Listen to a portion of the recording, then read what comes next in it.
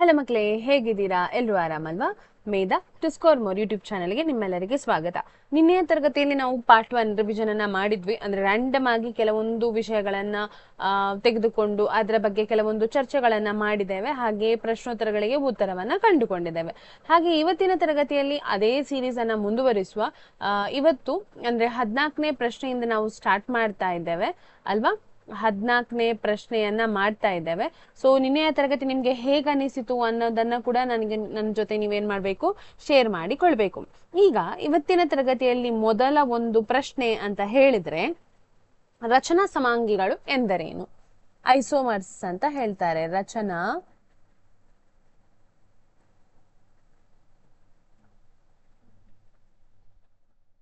ಸಮಾಂಗಿಗಳು ಎಂದರೇನು? ರಚನಾ ಸಮಾಂಗಿಗಳು ಎಂದರೇನು? ರಚನಾ ಸಮಾಂಗಿಗಳೆಂದರೆ ಯಾವುದೇ ಒಂದು ಹೈಡ್ರೋಕಾರ್ಬನ್ ಏನಾಗಿರ್ತದೆ ಅಂತ ಹೇಳಿದ್ರೆ, ಯಾವುದೇ ಒಂದು ಹೈಡ್ರೋಕಾರ್ಬನ್ ನ ಅಣುಸೂತ್ರ ಒಂದೇ ಆಗಿದ್ದು ರಚನೆಗಳು ಬೇರೆ ಬೇರೆ ಆಗಿದ್ರೆ ಅದನ್ನ ರಚನಾ ಸಮಾಂಗಿಗಳು ಅಂತ ಹೇಳ್ತಾರೆ. ಸೊ ಹಾಗಾದ್ರೆ ಅದನ್ನ ಬರೆಯೋಣ. ಅಣುಸೂತ್ರ ಒಂದೇ ಆಗಿದ್ದು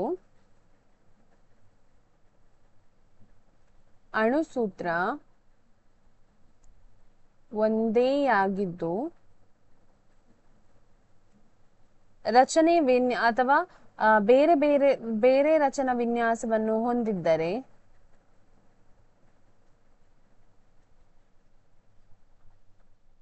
ರಚನಾ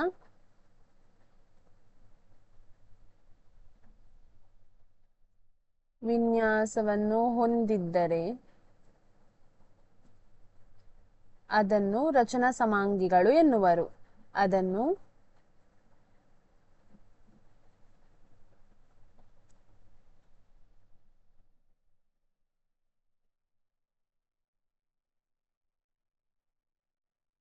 ಸಮಾಂಗಿಗಳು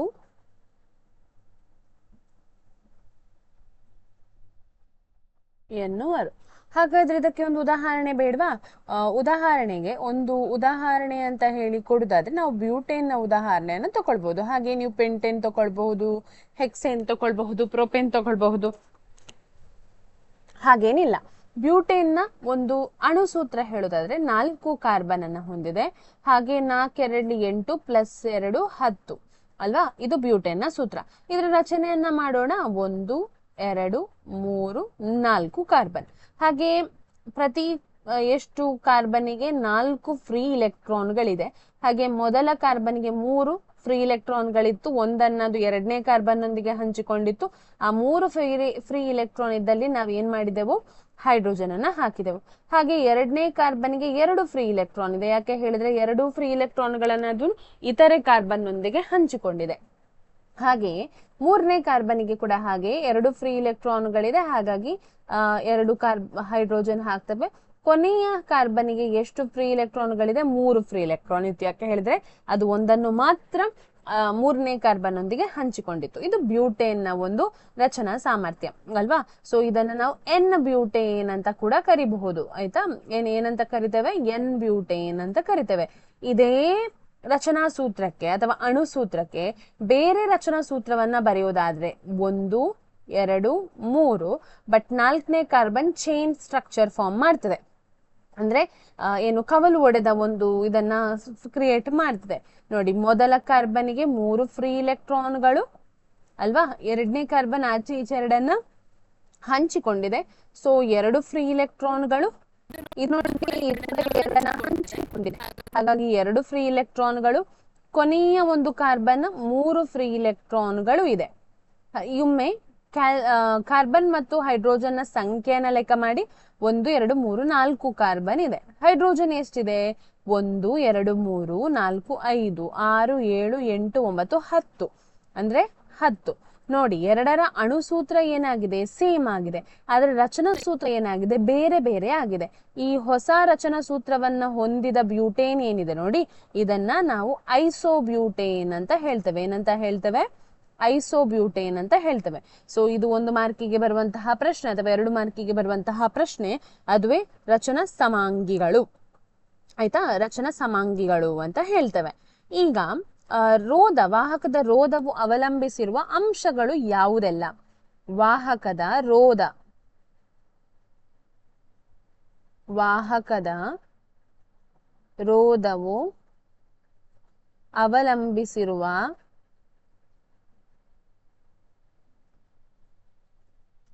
ಅಂಶಗಳು ಯಾವುದು? ಅಂಶಗಳು ಯಾವುದು? ಇದನ್ನ ನಾವು ಮಾಡಿದೇವ? ಇಲ್ಲ ಅಲ್ಲ? ನನಗೊಮ್ಮೆ ನೋಡಿಕೊಳ್ಳಿ ಮಕ್ಕಳೇ. ಓ ಹೇಳಿದ್ದೇವೆ ನಂಗೆ ನೆನಪುಂಟು, ಅದಕ್ಕೆ ಸಾರಿ. ಬೇಡ, ಇದು ನಾವು ನಿನ್ನೆ ಡಿಸ್ಕಸ್ ಮಾಡಿದ್ದೇವೆ. ಬೇರೆ ಪ್ರಶ್ನೆಗೆ ಹೋಗೋಣ. ಬೇರೆ ಏನಾದ್ರೂ ಕ್ವೆಶ್ಚನ್ಸ್ ಇದ್ರೆ ಜಸ್ಟ್ ಒಮ್ಮೆ ನೋಡ್ತೇನೆ. Plaster of Paris, plaster of Paris ಬರೀಲಿಲ್ಲ, ಸೊ ನಾನು ಬರಿತೇನೆ. Plaster of Paris, plaster of Paris. ಇದರ ಸೂತ್ರ ಹೇಗೆ? ಅಣುಸೂತ್ರ ಹೇಗೆ? CaSO4, ಕ್ಯಾಲ್ಸಿಯಂ ಸಲ್ಫೇಟ್ ಹೆಮಿಹೈಡ್ರೇಟ್ ಅಂತ ಹೇಳ್ತೇವೆ. ಅರ್ಧ ಹೈಡ್ರೋಜನ್ನ ಅಣು ಏನಾಗಿದೆ, ಹೊಂದಿದೆ. ಸೊ ಇದಕ್ಕೆ ಹೆಮಿಹೈಡ್ರೇಟ್ ಅಂತ ಹೇಳ್ತೇವೆ. ಹಾಗಾದ್ರೆ ಇದರ ಉಪಯೋಗ ಎಲ್ಲೆಲ್ಲ ಮಾಡ್ತಾರೆ? ಪ್ಲಾಸ್ಟರ್ ಆಫ್ ಪ್ಯಾರಿಸ್ ಅನ್ನ ಎಲ್ಲೆಲ್ಲಿ ಉಪಯೋಗಿಸ್ತಾರೆ? ಕಟ್ಟಡಗಳಲ್ಲಿ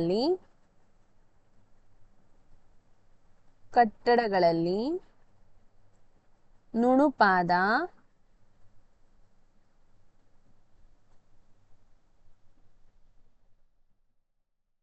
ಮೇಲ್ಮೈ ನಿರ್ಮಿಸಲು, ಅಂದ್ರೆ ಫ್ಲೋರ್ ಮಾಡ್ತಾರಲ್ಲ ಮೇಲೆ, ಸೊ ಅದನ್ನ ಸ್ಟೈಲ್ ಎಲ್ಲ ಮಾಡ್ತಾರಲ್ಲ, ಎಲ್ಲ ಡಿಸೈನ್ ಮಾಡಿ ಅದಕ್ಕೆ ಹಾಕ್ತಾರೆ. ಆಟಿಕೆಗಳನ್ನ ತಯಾರಿಸಲು ಅಥವಾ ಅಲಂಕಾರ ವಸ್ತುಗಳನ್ನ ತಯಾರಿಸಲು, ಆಟಿಕೆ ಮತ್ತು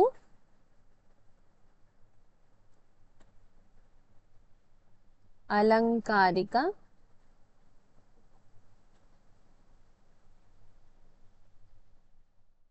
ವಸ್ತು ತಯಾರಿಸಲು. ಕೊನೆಯದೊಂದು ನಾನು ಇಲ್ಲಿ ಬರಿತೇನೆ, ಇದು ಮುಖ್ಯವಾಗಿ ಮುರಿದ ಮೂಳೆಗೆ ಆಧಾರ ನೀಡಲು. ಆಯ್ತಾ?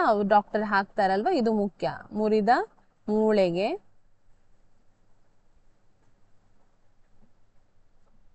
ಆಧಾರ ನೀಡಲು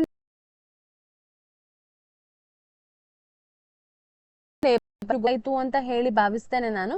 ಈಗ 16ನೇ ಪ್ರಶ್ನೆಗೆ ಹೋಗೋಣ, ಅಥವಾ 16ನೇ ಒಂದು ವಿಷಯಕ್ಕೆ ಹೋಗೋದಾದ್ರೆ ನಾವು ಸೊಲೆನಾಯ್ಡ್ ಎಂದರೇನು, ಅಥವಾ ಸೊಲೆನಾಯ್ಡ್ಗಳಲ್ಲಿ ಕಾಂತಕ್ಷೇತ್ರವನ್ನ ಹೇಗೆ ಹೆಚ್ಚಿಸಬಹುದು?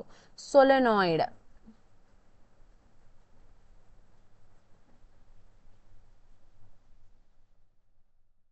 ಓಕೆ, ಕಾಣ್ತಾ ಇದೆಯಲ್ವಾ ನಿಮಗೆ? ಒಂದು ನಿಮಿಷ.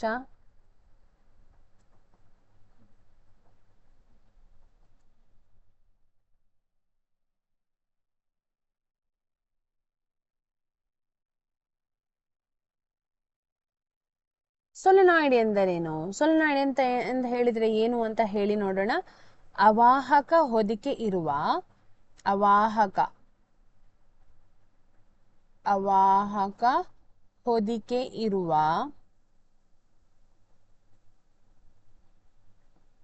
ತಾಮ್ರದ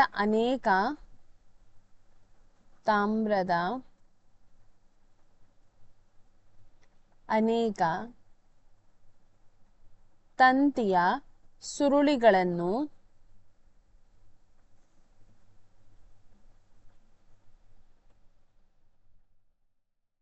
ಒತ್ತೊತ್ತಾಗಿ ಜೋಡಿಸಿರುವ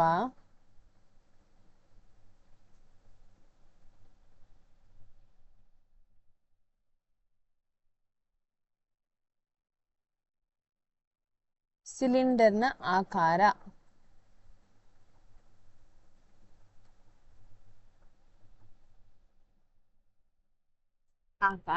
ಅದಕ್ಕೆ ಏನಂತ ಹೇಳ್ತೇವೆ? ಸೊಲೆನಾಯ್ಡ್ ಅಂತ ಹೇಳ್ತೇವೆ. ಸೊಲೆನಾಯ್ಡ್ ನ ಒಳಗೆ ಮೆದು ಕಬ್ಬಿಣದ ತುಂಡನ್ನು ಇಟ್ಟು ಅದನ್ನ ಕಾಂತವಾಗಿಸಬಹುದು. ಇದೊಂದು ವಿಚಾರ ನಿಮ್ಗೆ ಗೊತ್ತಿರ್ಲಿ. ಸೊಲೆನಾಯ್ಡ್ ನ ಇರೋ ಕೋರ್ ಅಯನ್ ಅಂತ ಹೇಳ್ತೇವೆ. ಸೊಲೆನಾಯ್ಡ್ ಏನಿದೆ ನೋಡಿ, ಸೊಲೆನಾಯ್ಡ್ ನೋಡಿರ್ತೀರಾ ನೀವು ಅಲ್ವಾ? ಸೊಲೆನಾಯ್ಡ್ ನ ಒಳಗೆ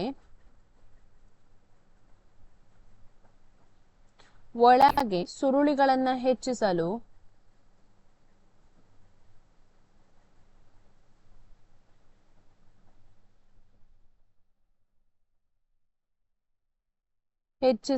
ಅಲ್ಲ, ಸಾರಿ, ಸೊಲೆನಾಯ್ಡ್ ನ ಒಳಗೆ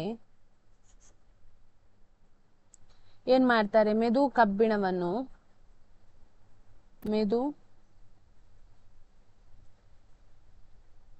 ಕಬ್ಬಿಣವನ್ನು ಅಥವಾ ಮೆದು ಕಬ್ಬಿಣದ ತುಂಡನ್ನು ಮೆದು ಕಬ್ಬಿಣವನ್ನು ಇಟ್ಟು ಅದನ್ನು ಕಾಂತವಾಗಿಸಬಹುದು.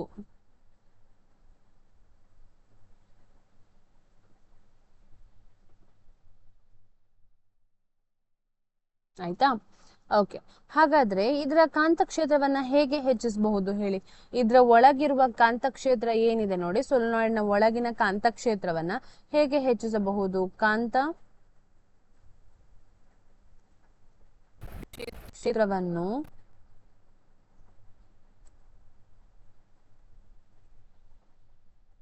ಹೆಚ್ಚಿಸುವ ವಿಧಾನ ಯಾವುದು? ಇದರೊಳಗಿನ ಕಾಂತಕ್ಷೇತ್ರವನ್ನ ಹೇಗೆ ಹೆಚ್ಚಿಸಬಹುದು ಅಂತ ಹೇಳಿದ್ರೆ, ಇದರ ಏನು ಸುರುಳಿಗಳನ್ನ ಏನ್ ಮಾಡಬಹುದು? ಸಂಖ್ಯೆಯನ್ನ ಹೆಚ್ಚಿಸಬಹುದು. ತಂತಿಗಳ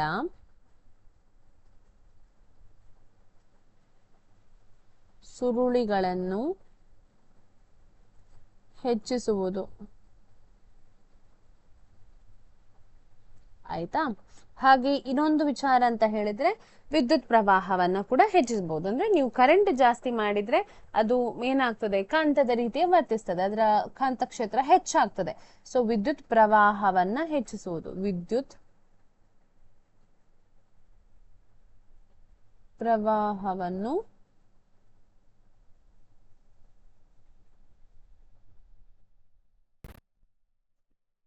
ಹೆಚ್ಚಿಸುವುದು.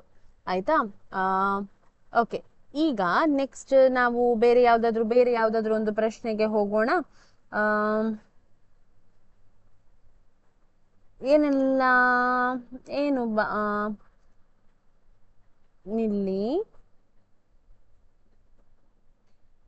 ಸಮೀಕರಣಗಳನ್ನ ಸರಿದೂಗಿಸ್ತೀರಾ? ಓಕೆ, ಸಮೀಕರಣಗಳನ್ನ ಸರಿದೂಗಿಸಿ ನೋಡಿ. ನಂಗೆ ನೀವು ಹೇಳಬೇಕು ಸಮೀಕರಣವನ್ನ ಸರಿದೂಗಿಸುವುದು ಹೇಗೆ ಅಂತ ಹೇಳಿ. ಸೊ 17ನೆಯ ಪ್ರಶ್ನೆ, ಈ ಕೆಳಗಿನ ಸಮೀಕರಣವನ್ನು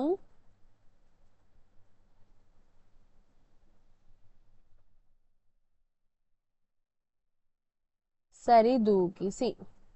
ಓಕೆ, ನಾನು ಒಂದು ಬೇರೆ ಕಲರ್ ಅಲ್ಲಿ ಸಮೀಕರಣವನ್ನ ಬರಿತೇನೆ. H2 + O2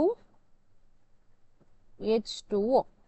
ಈಗ ನೀವು ಮಾಡಬೇಕಾದ ಕೆಲಸ ಏನು ನಿಮ್ಗೆ ಗೊತ್ತಿದೆಯಾ? ಸಮೀಕರಣವನ್ನ ಸರಿದೂಗಿಸುವಾಗ ಏನೆಲ್ಲ ಮಾಡ್ಬೇಕಂತ ಹೇಳಿ. ಎರಡು ಭಾಗ ಇರ್ತದೆ. ಒಂದು ಏನು ಪ್ರತಿವರ್ತಕ, ಮತ್ತೊಂದು ಉತ್ಪನ್ನ. ಪ್ರತಿವರ್ತಕ ಅಂತ ಹೇಳಿದ್ರೆ ಯಾವುದು ವರ್ತಿಸುವಂತಹದ್ದು, ಹಾಗೆ ಉತ್ಪನ್ನ ಅಂತ ಹೇಳಿದ್ರೆ ಪ್ರಾಡಕ್ಟ್ ಅಂತ ಹೇಳ್ತೇವೆ, ಯಾವುದು ಉತ್ಪನ್ನ ಹೊಸದಾಗಿ ಪ್ರಾರಂಭ ಆದದ್ದು. ಇದು ನೋಡಿ, ಇದು ಉತ್ಪನ್ನ. ಇದು ನೋಡಿ, ಎರಡು ಪ್ರತಿವರ್ತಿಸುವಂತಹದ್ದು. ಇದಕ್ಕೆ ಏನಂತ ಹೇಳ್ತೇವೆ? ಪ್ರತಿವರ್ತಕ ಅಂತ ಹೇಳ್ತೇವೆ. ಈಗ ಎರಡೂ ಸೈಡ್ ಅಲ್ಲಿ ಸಹ ಪ್ರತಿವರ್ತಕ ಮತ್ತು ಉತ್ಪನ್ನ ಸೇಮ್ ಆಗಿರ್ಬೇಕು. ಸೊ ಹಾಗಾಗಿ ಇಲ್ಲಿ ಕೂಡ ಹೆಚ್ಚಿದೆ, ಉತ್ಪನ್ನದಲ್ಲಿ ಹೆಚ್ಚಿದೆ, ಓ ಇಲ್ಲಿ ಕೂಡ ಇದೆ, ಓ ಇಲ್ಲಿ ಕೂಡ ಇದೆ. ಹಾಗಾದ್ರೆ ಎಷ್ಟು ಅಣುಗಳು ಇದೆ ಪ್ರತಿವರ್ತಕದ ಸೈಡ್ ಅಲ್ಲಿ? ಎಷ್ಟು ಇದೆ? 2 ಇದೆ. ಉತ್ಪನ್ನದಲ್ಲಿ 2 ಇದೆ. ಅದು ಬ್ಯಾಲೆನ್ಸ್ ಆಯ್ತು ಅಲ್ವಾ? ಸಮೀಕರಣ ಸರಿದೂಗಿತು. ಸಮೀಕರಣ ಅಲ್ಲ, ಅದು ಸರಿದೂಗಿತು. ಆದ್ರೆ ಓ ಹೇಗಿದೆ? ಇಲ್ಲಿ 2 ಇದೆ, ಬಟ್ ಇಲ್ಲಿ ಒಂದೇ ಇದೆ. ಈಗ ನಾವೇನ್ ಮಾಡ್ಬೇಕು? ಅದನ್ನ ಉತ್ಪನ್ನದ ಕಡೆಯಲ್ಲಿ ಓನ ಸಂಖ್ಯೆಯನ್ನ 2 ಮಾಡ್ಬೇಕು. ಓಕೆ, ನಾನು 2 ಬರ್ದೆ. ಇಲ್ಲಿ ನಡುವಲ್ಲೆಲ್ಲ ಬರೆಯುವ ಹಾಗಿಲ್ಲ, ಎಲ್ಲಿ ಕೂಡ ಅದಕ್ಕಿಂತ ಮುಂಚೆ ಬರಿಬೇಕು. ಅಂದ್ರೆ ಇಲ್ಲಿಯೇ ಎದುರಿಗೆ ಬರಿಬೇಕು. 2 ಇಲ್ಲಿ ಬರ್ದ್ನಾ? ಏನಾಯ್ತು? ಈಗ ಆಕ್ಸಿಜನ್ 2 ಆಯ್ತು. ಆಯ್ತಾ? ಆಕ್ಸಿಜನ್ 2 ಆಯ್ತು. ಬಟ್ ಹೈಡ್ರೋಜನ್ ನ ಕತೆ ಕೇಳಿ. ಅಂದ್ರೆ ಇಲ್ಲಿಂದ ಇಲ್ಲಿಗೆ ಗುಣಿಸುವಾಗ ನೋಡಿ, ಅಂದ್ರೆ 2 ಮತ್ತು 2 ಇದು ಗುಣಿಸುವಾಗ ಹೈಡ್ರೋಜನ್ ಎಷ್ಟಾಯ್ತು? 4 ಆಯ್ತು ಅಲ್ವಾ? ಹಾಗಾದ್ರೆ ಉತ್ಪನ್ನದ ಕಡೆಯಲ್ಲಿ ಹೈಡ್ರೋಜನ್ ನ ಸಂಖ್ಯೆ 4 ಆಯ್ತು. ಹಾಗಾದ್ರೆ ಅದನ್ನ ನಾವು ಇಲ್ಲಿ ಕೂಡ ಅಷ್ಟೇ ಮಾಡ್ಬೇಕು. ಪ್ರತಿವರ್ತಕದ ಕಡೆಯಲ್ಲಿ ಕೂಡ ಹೈಡ್ರೋಜನ್ ನ ಸಂಖ್ಯೆನ 4 ಮಾಡ್ಬೇಕು. ಹಾಗಾದ್ರೆ ಇಲ್ಲಿ ನಾನು 2 ಬರಿತೇನೆ. ಈ 2 ಮತ್ತು 2 ಗುಣಿಸುವಾಗ ಏನಾಗ್ತದೆ? 4 ಆಗ್ತದೆ. ಎಲ್ಲಿ? ಪ್ರತಿವರ್ತಕದ ಕಡೆಯಲ್ಲಿ. ಸೊ ಇಲ್ಲಿ 4. ಸೊ ಈ ಸಮೀಕರಣ ಏನಾಯ್ತು? ಈಗ ಸರಿ ದೂಗಿತು. ಇದು ಗೊತ್ತಾಯ್ತು ಅಂತ ಹೇಳಿ ಭಾವಿಸ್ತೇನೆ. ಇನ್ನು 2 ಸಮೀಕರಣಗಳನ್ನ ಸರಿದೂಗಿಸುವ ನಿಮ್ಗಾಗ ಅರ್ಥ ಆಗ್ತದೆ ಅಂತ ನಾನು ಭಾವಿಸ್ತೇನೆ. ಓಕೆ, ಬಿ ಪ್ರಶ್ನೆಗೆ ಹೋಗುವ. 17ರಲ್ಲಿ ಬಿ ಪ್ರಶ್ನೆ. ಒಂದು ಸಮೀಕರಣವನ್ನ ಹೇಗೂ ನಾವು ಸರಿದೂಗಿಸಿದೆವು. ಇನ್ನೊಂದನ್ನ ನಾನು ಕೊಡ್ತೇನೆ ಸಿಂಪಲ್, ನಿಮ್ಗೆ ಅರ್ಥ ಆಗ್ಲಿಕ್ಕೋಸ್ಕರ ಸಿಂಪಲ್ ಕೊಡ್ತಾ ಇದ್ದೇನೆ. MgO2 MgO. ಮೆಗ್ನೀಷಿಯಂ ಯಾವ್ದ್ರೊಟ್ಟಿಗೆ ರಿಯಾಕ್ಟ್ ಮಾಡ್ತದೆ? ಆಕ್ಸಿಜನ್ ಒಂದಿಗೆ ಪ್ರತಿವರ್ತಿಸಿ ಯಾವುದನ್ನ ಕೊಡ್ತದೆ? MgO ಮೆಗ್ನೀಷಿಯಂ ಆಕ್ಸೈಡ್ ಅನ್ನ ಬಿಡುಗಡೆ ಮಾಡ್ತದೆ. ಒಂದು ಪ್ರತಿವರ್ತಕದ ಸೈಡ್, ಮತ್ತೊಂದು ಉತ್ಪನ್ನದ ಸೈಡ್. ಪ್ರತಿವರ್ತಕದ ಸೈಡ್ ಅಲ್ಲಿ Mg ಮತ್ತೆ O ಇದೆ, ಇಲ್ಲಿ ಕೂಡ ಉತ್ಪನ್ನದ ಸೈಡ್ ಅಲ್ಲಿ ಕೂಡ ಅದೇ ಇರುವಂತಹದ್ದು. ಪ್ರತಿವರ್ತಕದ ಸೈಡ್ ಅಲ್ಲಿ ಮೆಗ್ನೀಷಿಯಂ ಒಂದು, ಇಲ್ಲಿ ಕೂಡ ಒಂದು. ಇಲ್ಲಿ ಆಕ್ಸಿಜನ್ ನ ಸಂಖ್ಯೆ ಪ್ರತಿವರ್ತಕದ ಸೈಡ್ ಅಲ್ಲಿ 2 ಉಂಟು, ಆದ್ರೆ ಉತ್ಪನ್ನದ ಸೈಡ್ ಅಲ್ಲಿ 1 ಉಂಟು. ಯಾವ್ದನ್ನೀಗ ನಾವು 2 ಮಾಡ್ಬೇಕು? ಆಕ್ಸಿಜನ್ ಅನ್ನ 2 ಮಾಡ್ಬೇಕು. ಎಲ್ಲಿ ಮಾಡ್ಬೇಕು? ಉತ್ಪನ್ನದ ಕಡೆಯಲ್ಲಿ 2 ಮಾಡ್ಬೇಕು. ಸೊ ಇಲ್ಲಿ 2 ಹಾಕ್ತೇನೆ. ಈಗ ನಾನು 2 ಹಾಕಿದೆ ಅಲ್ವಾ, ಆಕ್ಸಿಜನ್ ಎಷ್ಟಾಯ್ತು? 2 ಆಯ್ತು. ಆದ್ರೆ ಪ್ರತಿವರ್ತಕ ಇದು ನೋಡಿ, ಸಾರಿ Mg ನೋಡಿ, ಅದು ಕೂಡ 2 ಆಯ್ತಾ? ಈ 2 ನಾನೀಗ ಈ 2 ಬರ್ದ್ರೆ ಇದು Mg ಗೆ ಕೂಡ ಹೋಗ್ತದೆ, ಆಕ್ಸಿಜನ್ಗೆ ಕೂಡ ಹೋಗ್ತದೆ. ಸೊ 2 ಕೂಡ 2 ಆಯ್ತು. ಈಗ ಉತ್ಪನ್ನದ ಕಡೆಯಲ್ಲಿ, ಸಾರಿ ಪ್ರತಿವರ್ತಕದ ಸೈಡ್ ಅಲ್ಲಿ ಆಕ್ಸಿಜನ್ 2 ಇದೆ, ಆದ್ರೆ ಪ್ರತಿವರ್ತಕದ ಸೈಡ್ ಅಲ್ಲಿ ಮೆಗ್ನೀಷಿಯಂ ಎಷ್ಟಿದೆ? 1 ಇದೆ. ಅದನ್ನ ನಾವೇನ್ ಮಾಡ್ಬೇಕು? ಅದು ಬ್ಯಾಲೆನ್ಸ್ ಆಗ್ಬೇಕಾದ್ರೆ ಅಲ್ಲಿ ನಾವು 2 ಹಾಕಬೇಕು. ಎಲ್ಲಿ ಹಾಕಬೇಕು? ಇಲ್ಲಿ. ಎಲ್ಲಿ? ಮೆಗ್ನೀಷಿಯಂನ ಎದುರುಗಡೆ 2 ಹಾಕ್ಬೇಕು. ಈಗ ನೋಡಿ ಸರಿ ಆಯ್ತಾ ಅಂತ ಹೇಳಿ. ಮೆಗ್ನೀಷಿಯಂ 2 ಇದೆ, ಆಕ್ಸಿಜನ್ 2 ಇದೆ. ಸೊ ಇದೇನಾಯ್ತು? ಈಗ ಬ್ಯಾಲೆನ್ಸ್ ಆಯ್ತು, ಅಂದ್ರೆ ಸರಿದೂಗಿತು. ಓಕೆನಾ? ಈಗ ನಾವು ಬೇರೆ ಒಂದು ಕೊಡ್ಬೇಕಾ? ನಾನು ನಿಮ್ಗೆ ಸ್ವಲ್ಪ ಕಷ್ಟದ್ದು ಕೊಡ್ಲಾ? ಓಕೆ, ಈಗ ಒಂದ್ ಸ್ವಲ್ಪ ಟ್ವಿಸ್ಟ್ ಆಗಿರುವಂತಹದ್ದು, H2 Cl2 HCl. ಏನ್ ಮಾಡ್ಬೇಕು? ಇದು ಸುಲಭ ಇದೆ, ಆಗದ ಹಾಗಿಲ್ಲ, ಸ್ವಲ್ಪ ಸುಲಭ ಇದೆ ನಿಮಗೆ. ಆಗದ ಹಾಗೆ ಒಂದು ಪ್ರತಿವರ್ತಕದ ಸೈಡ್, ಮತ್ತೊಂದು ಉತ್ಪನ್ನದ ಸೈಡ್. ಪ್ರತಿವರ್ತಕದ ಸೈಡ್ ಅಲ್ಲಿ H ಮತ್ತು Cl, ಇಲ್ಲಿ ಕೂಡ H ಮತ್ತು Cl. ಇಲ್ಲಿ ಎಷ್ಟಿದೆ? 2 ಇದೆ. ಇಲ್ಲಿ ಕೂಡ 2 ಇದೆ, ಆದ್ರೆ ಇಲ್ಲಿ ಒಂದೇ ಇದೆ. ಸೊ ನಾವು ಎಲ್ಲಿ 2 ಹಾಕ್ಬೇಕು? HCl ಉತ್ಪನ್ನದ ಸೈಡ್ ಅಲ್ಲಿ HCl ನ ಮುಂದೆ 2 ಹಾಕ್ಬೇಕು. ಅದ್ರ ಅರ್ಥ ಏನು? ಆದ್ರೆ ಆ 2 ಹೈಡ್ರೋಜನ್ಗೂ ಹೋಗ್ತದೆ, ಕ್ಲೋರಿನ್ಗೂ ಹೋಗ್ತದೆ ಅಲ್ವಾ? ಸೊ ಇದು ಇಲ್ಲಿ 2 ಮತ್ತೆ 2 ಆಯ್ತು. ಇದು ಸುಲಭ ಇತ್ತು, ಕಷ್ಟ ಏನಿರ್ಲಿಲ್ಲ ನಿಮಗೆ.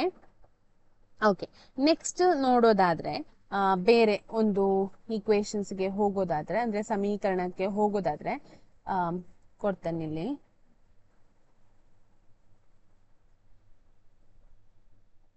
AgCl3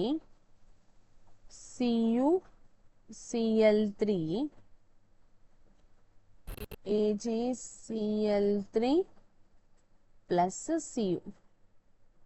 ಈಗ ಏನ್ ಮಾಡ್ಬೇಕು ನೀವು? ಪ್ರತಿವರ್ತಕ ಮತ್ತು ಉತ್ಪನ್ನ ಅಂತ ಹೇಳಿ ಬರಿಬೇಕು. ಇದು ಪ್ರತಿವರ್ತಕದ ಸೈಡ್, ಇದು ಉತ್ಪನ್ನದ ಸೈಡ್. Ag ಅಂತ ಹೇಳಿದ್ರೆ ಅಲ್ಯೂಮಿನಿಯಂ, Cu ಅಂತ ಹೇಳಿದ್ರೆ ಕಾಪರ್, ಕ್ಲೋರಿನ್. ಇಲ್ಲಿ ಕೂಡ ಅದೇ ಇರುವಂತಹದ್ದು, ಬೇರೆ ಏನು ಇರುವುದಿಲ್ಲ. AgCu Cl, ಇಲ್ಲಿ 1 ಇದೆ, ಇಲ್ಲಿ ಕೂಡ 1 ಇದೆ. ಕಾಪರ್ ಇಲ್ಲಿ 1 ಇದೆ, ಇಲ್ಲಿ ಕೂಡ 1 ಇದೆ. ಕ್ಲೋರಿನ್ ಇಲ್ಲಿ 3 ಇದೆ, ಇಲ್ಲಿ 3 ಇದೆ. ಇದನ್ನೇನಾದ್ರೂ ನಾವು ಚೇಂಜಸ್ ಮಾಡ್ಬೇಕಾ? ಎಲ್ಲವೂ ಸರಿಯಾಗಿ ಇದೆ, ಎಲ್ಲೂ ಕೂಡ ಬ್ಯಾಲೆನ್ಸ್ ಇಲ್ಲ, ಇದು ಸರಿಯಾಗೇ ಇದೆ. ಇದನ್ನ ಏನ್ ಮಾಡ್ಬೇಕಂತ ಇಲ್ಲ, ಸಮೀಕರಣವನ್ನ ಸರಿದೂಗಿಸ್ಬೇಕಂತ ಇಲ್ಲ. ಇಂತಹ ಸಮೀಕರಣಗಳು ಕೂಡ ಕೊಡ್ತಾರೆ ಅವರು, ಆಗ ನಾವು ಸ್ವಲ್ಪ ಜಾಗ್ರತೆಯಾಗಿರುವಂತಹದ್ದು.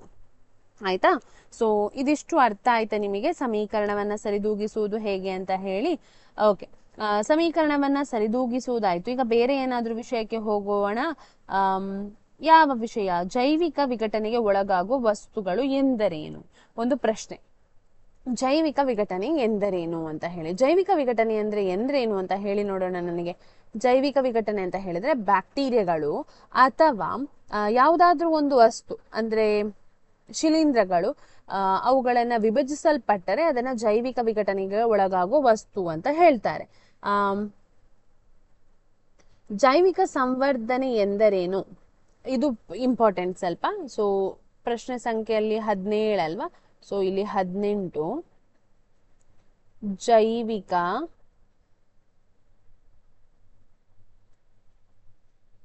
ಸಂವರ್ಧನೆ ಎಂದರೇನು? ಜೈವಿಕ ಸಂವರ್ಧನೆ ಎಂದರೇನು ಹೇಳಿ. ಅಂದ್ರೆ ಇದಕ್ಕೆ ನಾನೊಂದು ನಿಮ್ಗೆ ಎಕ್ಸಾಂಪಲ್ ಒಟ್ಟಿಗೆ ನಾನು ವಿವರಿಸ್ತೇನೆ, ಜಸ್ಟ್ ಕೇಳಿ. ಇಲ್ಲಿ ಒಂದು ಕೆರೆ ಇದೆ, ಆಯ್ತಾ? ಆ ಕೆರೆಯಲ್ಲಿ ಸಣ್ಣ ಸಣ್ಣ ಒಂದು ಬ್ಯಾಕ್ಟೀರಿಯಾ ತರ, ಅಂದ್ರೆ ಸಣ್ಣ ಸಣ್ಣ ಕಣ್ಣಿಗೆ ಕಾಣದ ಬಟ್ ಮೈಕ್ರೋಸ್ಕೋಪ್ನ ಮೂಲಕ ನೋಡಬಹುದಾದ ಕೆಲವೊಂದು ಸೂಕ್ಷ್ಮಾಣು ಜೀವಿಗಳಿದೆ. ಹಾಗೆ ಅದೇ ಕೆರೆಯಲ್ಲಿ ಅಂದ್ರೆ ಹಸಿರುಗಟ್ಟಿದ ಕೆಲವೊಂದು ಪಾಚಿಗಳು ಇದೆ, ಅದು ಕಣ್ಣಿಗೆ ಕಾಣುವುದಿಲ್ಲ ನಮ್ಗೆ, ಆಯ್ತಾ? ಹಾಗೆ ನೋಡೋದಾದ್ರೆ ಅದೇ ಕೆರೆಯಲ್ಲಿ ಅಂದ್ರೆ ಅದೇ ಕೆರೆಯಲ್ಲಿ ಸ್ವಲ್ಪ ಮೀನುಗಳು ಕೂಡ ಇದೆ, ಸಣ್ಣ ಸಣ್ಣ ಮೀನುಗಳು ಇದೆ ಆಯ್ತಾ, ಸಣ್ಣ ಸಣ್ಣ ಮೀನುಗಳು ಇದೆ. ಹಾಗೆ ಅದೇ ಕೆರೆಯಲ್ಲಿ ನೋಡುವುದಾದ್ರೆ ದೊಡ್ಡ ದೊಡ್ಡ ಮೀನುಗಳು ಕೂಡ ಇದೆ, ದೊಡ್ಡ ದೊಡ್ಡ ಮೀನು ಇದೆ ಆಯ್ತಾ. ಈಗ ನೋಡಿ ನಾನೊಂದು ಹೇಳ್ತೇನೆ, ಈ ಹಸಿರು ಬಣ್ಣದ ಏನು ಇದೆ ನೋಡಿ, ಇದನ್ನ ಈ ಜೈವಿಕ ಸೂಕ್ಷ್ಮ ಜೀವಿಗಳು ತಿಂತದೆ ಆಯ್ತಾ. ಫೈಟೋ ಪ್ಲಾಂಕ್ಟನ್ಸ್ ಅಂತ ಏನ್ ಹೇಳ್ತೀವಿ, ಈ ಪಾಚಿ ಇದೆಯಲ್ಲ ಅದನ್ನ ಯಾವುದು ತಿಂತದೆ, ಝೂ ಪ್ಲಾಂಕ್ಟನ್ಸ್ ಅಂತ ಹೇಳಿ ತಿಂತದೆ ಆಯ್ತಾ, ಜೈವಿಕ ಪ್ರಾಣಿಗಳು ತಿಂತದೆ ಇದನ್ನ. ಈಗ ನೋಡಿ ಒಂದು ಪಾಚಿಯನ್ನ ಅಥವಾ ಒಂದ್ 2-3 ಈ ಅದಕ್ಕಿಂತ ಮುಂಚೆ ಅದಕ್ಕಿಂತ ಮುಂಚೆ ನೀವೇನೋ ಒಂದು DDT ಹಾಕಿದ್ರಿ ಅಥವಾ ಇದಕ್ಕೆ ಕೆಮಿಕಲ್ ಹಾಕಿದಿರಿ, ನೀರಿಗೆ ಬಂದು ಸೇರಿದೆ ಈ ಕೆಮಿಕಲ್, ಅದನ್ನೆಲ್ಲ ಯಾವ್ದು ಅಬ್ಸಾರ್ಬ್ ಮಾಡಿಕೊಳ್ತದೆ, ಈ ಪಾಚಿ ಹೀರಿಕೊಳ್ತದೆ, ಆ ಕೆಮಿಕಲ್ಸ್ ಗಳನ್ನೆಲ್ಲ ಪಾಚಿ ಹೀರಿಕೊಳ್ತದೆ ಆಯ್ತಾ. ಪಾಚಿ ಹೀರಿಕೊಂಡು ಏನಾಯ್ತು, ಪಾಚಿ ಹೀರಿಕೊಂಡು ಇದು ಬೆಳೀತದೆ, ಇದನ್ನ ಯಾವ್ದು ತಿಂತದೆ, ಝೂ ಪ್ಲಾಂಕ್ಟನ್ಸ್ ಅಂತ ಏನು ನೋಡಿ ಜೀವಿಗಳು, ಮೈಕ್ರೋಸ್ಕೋಪಿಕ್ ಜೈವಿಕ ಅಂದ್ರೆ ಎಂತ ಸೂಕ್ಷ್ಮ ಜೀವಿಗಳು ಏನಿದೆ ನೋಡಿ ಅದು ತಿಂತದೆ. ಇದು ಒಂದು ತಿಂತದ, ಇದು 2 ತಿಂತದೆ ಆಯ್ತಾ, 2% ಕೆಮಿಕಲ್ ಜಾಸ್ತಿ ಆಯ್ತಾ. ಸೊ ಇದನ್ನ ಈ ಸಣ್ಣ ಸಣ್ಣ ಮೈಕ್ರೋಸ್ಕೋಪಿಗಳನ್ನ ಸಣ್ಣ ಮೀನು ತಿಂತದೆ ಆಯ್ತಾ, ಸಣ್ಣ ಮೀನು ತಿಂತದೆ. ಅದು 1-2 ತಿನ್ನುವುದಲ್ಲ, ಒಂದು 4-5 ತಿಂತದೆ, 5% ಕೆಮಿಕಲ್ ಜಾಸ್ತಿ ಆಯ್ತಾ. ಓಕೆ, ಅಲ್ಲಿಂದ ಪುನಃ ಇದನ್ನು ದೊಡ್ಡ ಮೀನು ತಿಂತದೆ. ದೊಡ್ಡ ಮೀನು ತಿನ್ನುವಾಗ ಏನಾಗ್ತದೆ ಅಂತ ಹೇಳಿದ್ರೆ, ಅದು ಒಂದು ಮೀನು ತಿನ್ನುವುದಿಲ್ಲ, 4-5 ಸಣ್ಣ ಮೀನುಗಳನ್ನ ತಿಂತದೆ. 5 ಅಂತ ಹೇಳಿದ್ರೆ ಎಷ್ಟಾಯ್ತು, 5 25% ಏನಾಯ್ತು, ಈ ಜೈವಿಕ ಅಂದ್ರೆ ಈ ರಾಸಾಯನಿಕ ದೊಡ್ಡ ಮೀನಿನ ದೇಹವನ್ನು ಪ್ರವೇಶಿಸಿತ್ತು ಆಯ್ತಾ. ಇದನ್ನೇ ನಾವು ಏನಂತ ಹೇಳುದು, ಜೈವಿಕ ಸಂವರ್ಧನೆ ಅಂತ ಹೇಳುದು. ಆದ್ರೆ ಇದ್ರಲ್ಲಿ ಚಿತ್ರ ಏನ್ ಕೇಳುದಿಲ್ಲ, ಬಟ್ ಇದಕ್ಕೆ ಸಂಬಂಧಪಟ್ಟಂತೆ ಏನಂತ ಪ್ರಶ್ನೆಗಳನ್ನ ಕೇಳ್ತಾರೆ, ಜೈವಿಕ ಸಂವರ್ಧನೆ ಎಂದರೇನು ಅನ್ನೋದನ್ನ ಕೇಳ್ತಾರೆ, ಅದು ನಮ್ಗೆ ಗೊತ್ತಿರ್ಬೇಕು. ಅಂದ್ರೆ ರಾಸಾಯನಿಕಗಳು ಏನಿದೆ ನೋಡಿ, ಅದು ಏನಾಗ್ತದೆ, ಒಂದು ಲೆವೆಲ್ ಇಂದ ಇನ್ನೊಂದು ಲೆವೆಲಿಗೆ ಪಾಸ್ ಆಗ್ತದೆ, ಜಾಸ್ತಿ ಮಟ್ಟದಲ್ಲಿ ಅದು ಪಾಸ್ ಆಗ್ತದೆ. ಸೊ ಅದಕ್ಕೆ ಜೈವಿಕ ಸಂವರ್ಧನೆ ಅಂತ ಹೇಳ್ತಾರೆ. ಹಾನಿಕಾರಕ ವಸ್ತುಗಳ ಸಾರತೆಯು, ನಾನು ಉತ್ತರ ಬರಿತೇನೆ ಬೇಕಾದ್ರೆ, ಉತ್ತರ ಹಾನಿಕಾರಕ ವಸ್ತುಗಳ ಸಾರತೆಯು ಆಹಾರ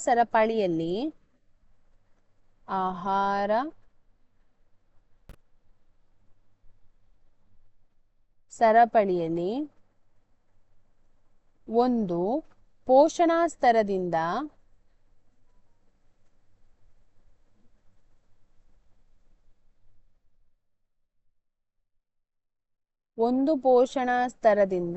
ಮತ್ತೊಂದು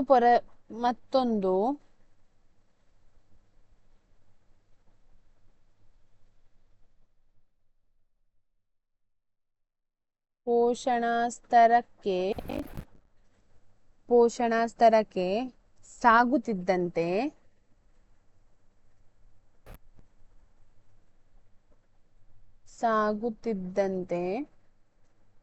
ಕ್ರಮೇಣ ಹೆಚ್ಚುತ್ತಾ ಹೋಗುವ ಕ್ರಿಯೆಗೆ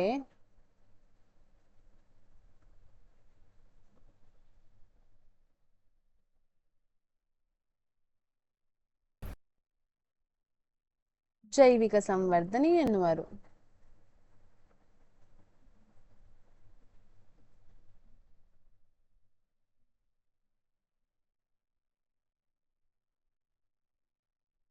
ಆಯ್ತಾ, ಜೈವಿಕ ಸಂವರ್ಧನೆ ಎನ್ನುತ್ತಾರೆ ಅಂತ ಹೇಳಿ ಗೊತ್ತಾಯ್ತಲ್ವಾ. ಇದು ಇಂಪಾರ್ಟೆಂಟ್, ನಾನಾಗ ಹೇಳಿದ ಹಾಗೆ ಅಂದ್ರೆ ಕ್ವೆಶನ್ಸ್ ಬರ್ತದೆ, ಜೈವಿಕ ಸಂವರ್ಧನೆ ಎಂದರೇನು ಅಂತ ಹೇಳಿ.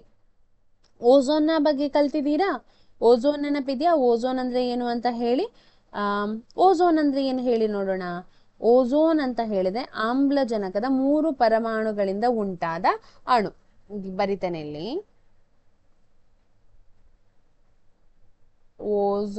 ಓಝೋನ್ ಎಂದರೇನು?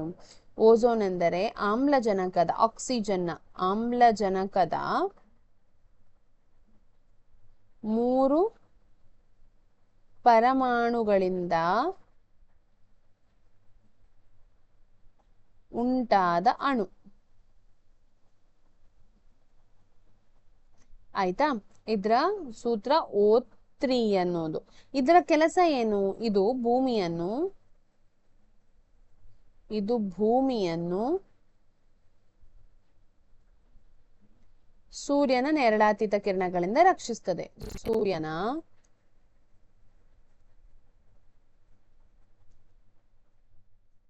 ನೇರಳಾತೀತ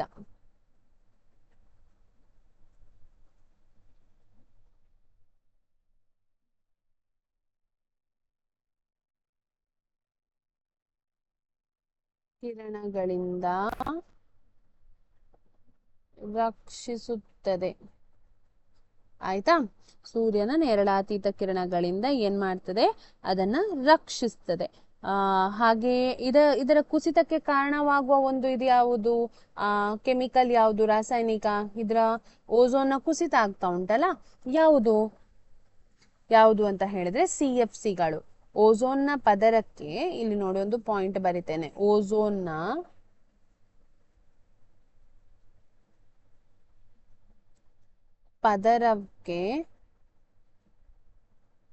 ಪದರದ ಕುಸಿತಕ್ಕೆ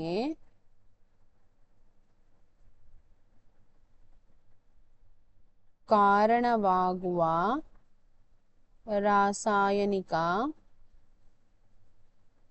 CFC, ಕ್ಲೋರೋಫ್ಲೋರೋಕಾರ್ಬನ್. CFC ಅಂದ್ರೆ ಏನು?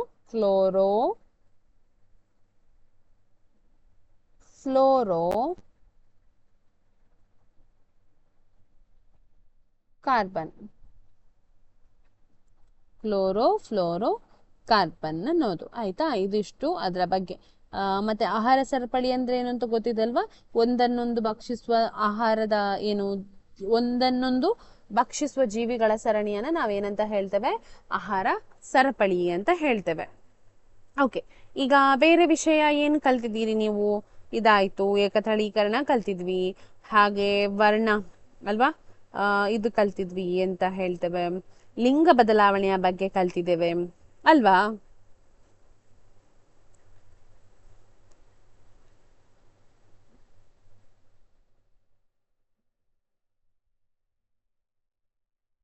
ಹಾಗೆ ನೋಡೋದಾದ್ರೆ ಬೇರೆ ಬೇರೆ ಬೇರೆ ಬೇರೆ ಬೇರೆ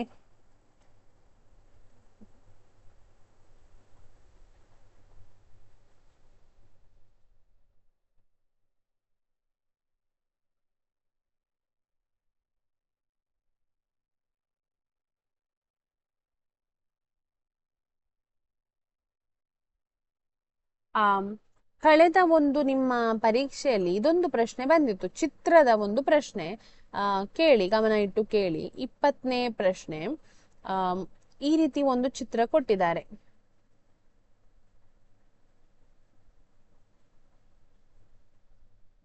ಆಯ್ತಾ.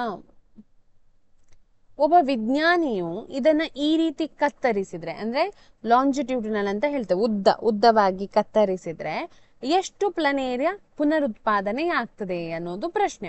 ಎಷ್ಟು ಪ್ಲನೇರಿಯದ ಪುನರುತ್ಪಾದನೆ ಆಗುತ್ತದೆ? ಎಷ್ಟು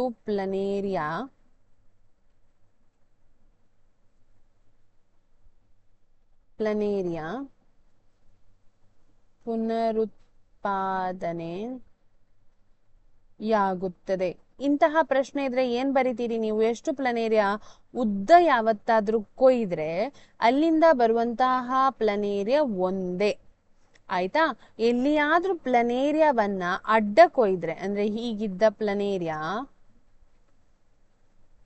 ಅಡ್ಡ ಕೊಯ್ದ್ರೆ ಇಲ್ಲಿಂದ 3 ಬೇರೆ ಬೇರೆ ಪ್ಲನೇರಿಯ ಭಾಗ ಉಂಟಾಗ್ತದೆ. ಆಯ್ತಾ. ಅಡ್ಡ ಕೊಯ್ದ್ರೆ ಎಷ್ಟು? 3 ಪ್ಲನೇರಿಯ. ಇಲ್ಲೊಂದು ಪ್ಲನೇರಿಯ ಉಂಟಾಗ್ತದೆ, ಇಲ್ಲೊಂದು ಪ್ಲನೇರಿಯ ಉಂಟಾಗ್ತದೆ, ಹಾಗೆ ಇಲ್ಲೊಂದು ಪ್ಲನೇರಿಯ ಉಂಟಾಗ್ತದೆ.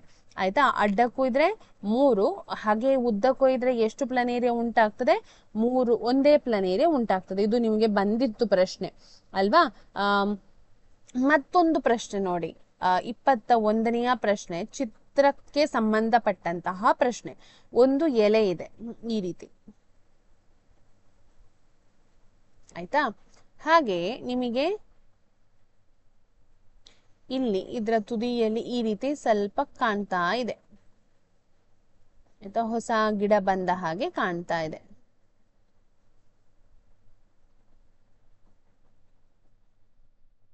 ಆಯ್ತಾ. ಇದು ಯಾವ ಗಿಡ ಮತ್ತೆ ಇದು ಯಾವ ರೀತಿಯ ಸಂತಾನೋತ್ಪತ್ತಿ ಅಂತ ಹೇಳಬೇಕು ನನಗೆ.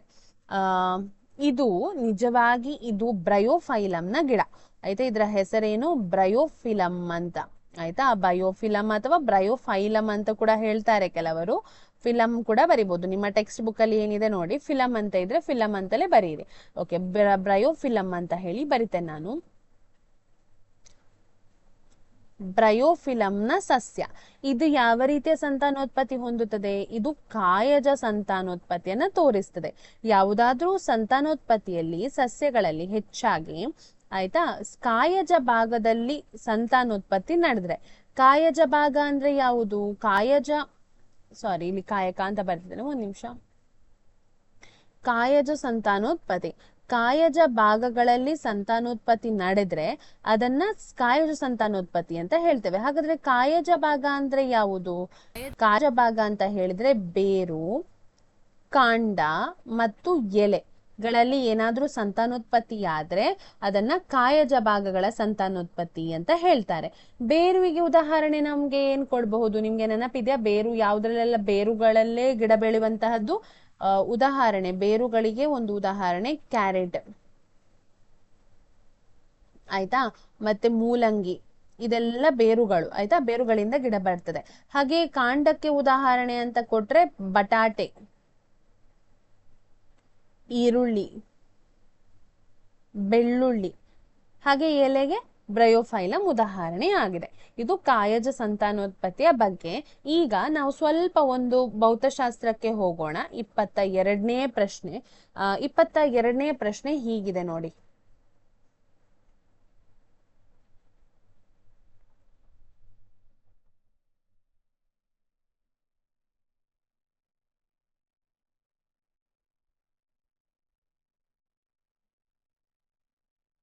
ನಿಮಿಷ, ಚಿತ್ರ ಸರಿ ಆಗ್ಲಿಲ್ಲ.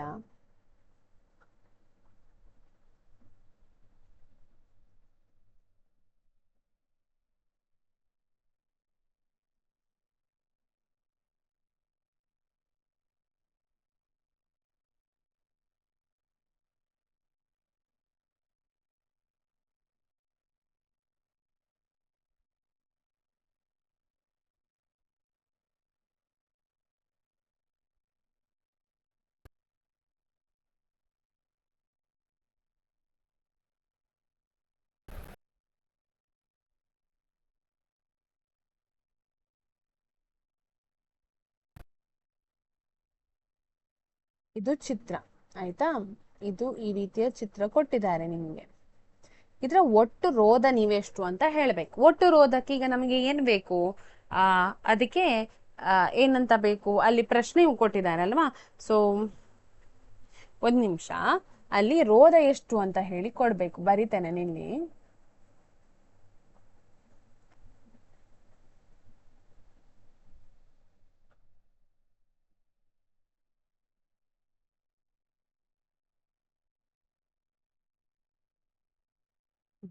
ಇದನ್ನ ಹೇಗೆ ಮಾಡ್ತೀರಿ? ಇದರ ಒಟ್ಟು ರೋಧವನ್ನ ಹೇಗೆ ಕಂಡು ಹಿಡಿತೀರಿ? ನನಗೆ ಹೇಳಿ ನೋಡೋಣ. ಇದರ ಒಟ್ಟು ರೋಧ ಕಂಡು ಹಿಡಿಬೇಕು. ಪ್ರಶ್ನೆ ಇದರ ಈ ಚಿತ್ರದಲ್ಲಿರುವ ಅಥವಾ ಈ ಒಂದು ಏನು ವಿದ್ಯುತ್ ಇದರಲ್ಲಿ ಮಂಡಲದಲ್ಲಿ ಒಟ್ಟು ರೋಧವನ್ನ ಕಂಡುಹಿಡಿ, ಒಟ್ಟು ರೋಧ ಕಂಡುಹಿಡಿ ಅನ್ನೋದು ಪ್ರಶ್ನೆ. ಈಗ ನನಗೆ ಹೇಳಬೇಕು ನೀವು ಇಲ್ಲಿ ಎಷ್ಟು ವಯರ್ಸ್ ಇದೆ ಅಂತ ಹೇಳಿ ನೋಡ್ಬೇಕು. ನೋಡಿ, ನೀವು ನೋಡೋದಾದ್ರೆ ಮೇಲಿನ ಒಂದು ಅರ್ಧ ರೌಂಡ್ ಏನು ಕಾಣ್ತಾ ಇದೆ, ಒಂದು ಅಂಬಡೆ ತರ ಕಾಣ್ತಾ ಇದೆ ಅಲ್ವಾ, ಇದು ಒಂದು ವಯರ್, ಇಲ್ಲಿಂದ ಇಲ್ಲಿ ತನಕ ಒಂದು ವಯರ್ ಅಲ್ವಾ. ಮತ್ತೆ ಹಾಗೆ ಇಲ್ಲಿಂದ ಇಲ್ಲಿ ತನಕ ಎರಡನೇ ವಯರ್, ಮತ್ತೆ ಪುನಃ ಕೆಳಗೆ ಒಂದು ವಯರ್. ಒಟ್ಟಿಗೆ ಎಷ್ಟು ವಯರ್ ಉಂಟು? 3 ವಯರ್ ಉಂಟು. ಹಾಗಾದ್ರೆ ಈ 3 ವಯರ್ಗಳು ಒಂದಕ್ಕೊಂದು ಸಮಾಂತರದಲ್ಲಿ ಜೋಡಣೆ ಆಗಿದೆ. ಆದ್ರೆ ನಮಗೆ ಹೇಳುವಾಗ ನೋಡಿ, S1 ಅಂತ ಬರುತ್ತೆ. ಎಸ್ ಅಂತ ಹೇಳಿದ್ರೆ ಏನು? ಸರಣಿ ಕ್ರಮದಲ್ಲಿ ಈ 15 ಓಂ 5 ಓಂ 5 ಓಂ ಏನಿದೆ ನೋಡಿ, ಅದು ಸರಣಿ ಕ್ರಮದಲ್ಲಿ ಜೋಡಣೆ ಆಗಿದೆ. ಇದಕ್ಕೆ ನಾನು ಹೆಸರು ಕೊಡ್ತೇನೆ, R1 R2 R3 ಅಂತ ಹೇಳಿ ಹೆಸರು ಕೊಡ್ತೇನೆ. ಇದು R1, ಇದು R2, ಇದು R3, ಹಾಗೆ ಇದು R4, ಇದು R5, ಇದು ಕೆಳಗಿದೆ ಏನಿದೆ ಇದು R6. ಈಗ ನೋಡಿ, ನನಗೆ ನೀವು ಹೇಳಬೇಕು R1 R2 R3 ಏನಿದೆ ನೋಡಿ, ಅದು ಸರಣಿ ಕ್ರಮದಲ್ಲಿ ಜೋಡಣೆ ಆಗಿದೆ ಅಲ್ವಾ. ಇದನ್ನ ನಾವು ಬರೀವಾ R1 R2 R3. ಎಷ್ಟಾಗ್ತದೆ? ಸರಣಿ ಕ್ರಮದಲ್ಲಿ ಜೋಡಣೆ ಆದದನ್ನೆಲ್ಲವನ್ನ ಸೇರಿಸುವಾಗ 15 + 5 + 5 ಓಮ್ ಅಂದ್ರೆ 25 ಓಮ್ ಬಂತು ಅಲ್ವಾ? ಹಾಗೆ ಇನ್ನೊಂದು ವೈರ್ ಇದೆ RS2 ಅನ್ನೋದು, ಅದರಲ್ಲಿ ಕೂಡ ಎರಡು ರೋಧಗಳು ಸರಣಿ ಕ್ರಮದಲ್ಲಿ ಜೋಡಣೆ ಆಗಿದೆ. ಯಾವುದೆಲ್ಲ? R4 ಮತ್ತೆ R5 ಅನ್ನೋದು ಏನಿದೆ ನೋಡಿ, ಅದೆರಡು ಸರಣಿ ಕ್ರಮದಲ್ಲಿ ಜೋಡಣೆ ಆಗಿದೆ. 30 + 20 ಎಷ್ಟಾಗ್ತದೆ? 50 ಓಮ್ ಆಗ್ತದೆ. ಆಯ್ತಾ? ಮತ್ತೆ ಮತ್ತೊಂದು ವೈರ್ ಉಂಟು, ಆದ್ರೆ ಇದಕ್ಕಿಂತ ಮುಂಚೆ ಇದೆರಡನ್ನ ನಾವು ಅದು ಒಂದಕ್ಕೊಂದು ಏನು ಸಮಾಂತರ, ಆ ಸರಣಿ ಕ್ರಮದಲ್ಲಿ ಮೂರು ಜೋಡಿಸಿದ್ರು ಕೂಡ ಅದು ಎರಡು ಬೇರೆ ಬೇರೆ ವೈರ್ನಿಂದ ಜೋಡಣೆ ಆಗಿರುವ ಕಾರಣ ಅದು ಸಮಾಂತರ ಏನಿದೆ ಸಮಾಂತರದಲ್ಲಿದೆ. ಸೊ ನಾವು ಇದನ್ನ ಕಂಡು ಹಿಡಬೇಕು, ಸಮಾಂತರ ರೋಧ ಎಷ್ಟು ಅಂತ ಹೇಳಿ ಕಂಡು ಹಿಡಬೇಕು. RS1 + RS2 ಅಂದರೆ 1/25 + 1/50. 25 ಮತ್ತು 50ರ ನಾವು ಲಸ ತೆಗೆದ್ರೆ ಎಷ್ಟು ಬರ್ತದೆ? 50 ಬರ್ತದೆ. ಮೊದಲಿಗೆ ಈ 25 ಎಷ್ಟ್ಲಿ 50? 25 2ಲಿ 50. ಸೊ ಮೇಲೆ ಕೂಡ ನೀವು 2ರಿಂದ ಗುಣಿಸ್ಬೇಕು. ಹಾಗೆ 1 2ಲಿ 2 ಬರ್ತದೆ. ಹಾಗೆ 50 ಎಷ್ಟ್ಲಿ 50? 50 1ಲಿ 50. ಸೊ ನೀವು ಮೇಲೆಗೆ ಗುಣಿಸ್ಬೇಕು. 5 1ಲಿ 1ಲಿ 1. ಸೊ 2 + 3 ಎಷ್ಟಾಯ್ತು? 3/50 ಸಿಕ್ಕಿತು. ಇದ್ರ ಏನು ಇದು ಸಮಾಂತರದಲ್ಲಿ ಇದೆ. ಮತ್ತೆ ನೋಡಿ ಪುನಃ ಇನ್ನೊಂದು ಇದೆ ಅಲ್ವಾ, ಅದು ಕೂಡ ಸಮಾಂತರದಲ್ಲಿದೆ. ನಾವೀಗ 1/RP ಅಂತ ಹೇಳಿದ್ರೆ, ಇದನ್ನ RP1 ಅಂತ ಹೇಳ್ತೇನೆ. 1/RP1 + 1/RP2 ಮಾಡಬೇಕು. 1/RP1 ಅಂತ ಹೇಳಿದ್ರೆ 30/50. ಆದ್ರೆ 1/RP2 ಏನಿದೆ ನೋಡಿ, ಅಂದ್ರೆ ರೋಧ ಆರ್ನೆದು ರೋಧ, ಅದು 25. ಎರಡನ್ನೂ ಕೂಡ ಸೇರಿಸಿದ್ರೆ ಪುನಃ ಎಷ್ಟಾಗ್ತದೆ? 50 ಆಗ್ತದೆ ಅಲ್ವಾ? ಎರಡರ ಲಸ ತೆಗೆದಾಗ 50 ಆಗ್ತದೆ. 55ಲಿ ಅಷ್ಟೇ ಪ್ಲಸ್ 25 ಎಷ್ಟ್ಲಿ 50? 2ಲಿ. ಸೊ 1 2ಲಿ 2 ಆಗ್ತದೆ. ಉತ್ತರ 5/50 ಆಗ್ತದೆ. 5 1ಲಿ 5 10ಲಿ ಅಂದ್ರೆ ಉತ್ತರ ಎಷ್ಟಿದು? 1/RP. ಸೊ RP ಎಷ್ಟಾಗ್ತದೆ? 10 ಓಮ್ ಆಗ್ತದೆ. ಸೊ ಇದ್ರ ಒಟ್ಟು ರೋಧ ಎಷ್ಟು? 10 ಓಮ್ ಅನ್ನೋದು ಒಟ್ಟು ರೋಧ. ಇದನ್ನ ನಾವು ಹೇಗೆ ಮಾಡಿದ್ವಿ, ಯಾಕೆ ಹಾಗೆ ಮಾಡಿದ್ವು ಅರ್ಥ ಆಯ್ತಾ?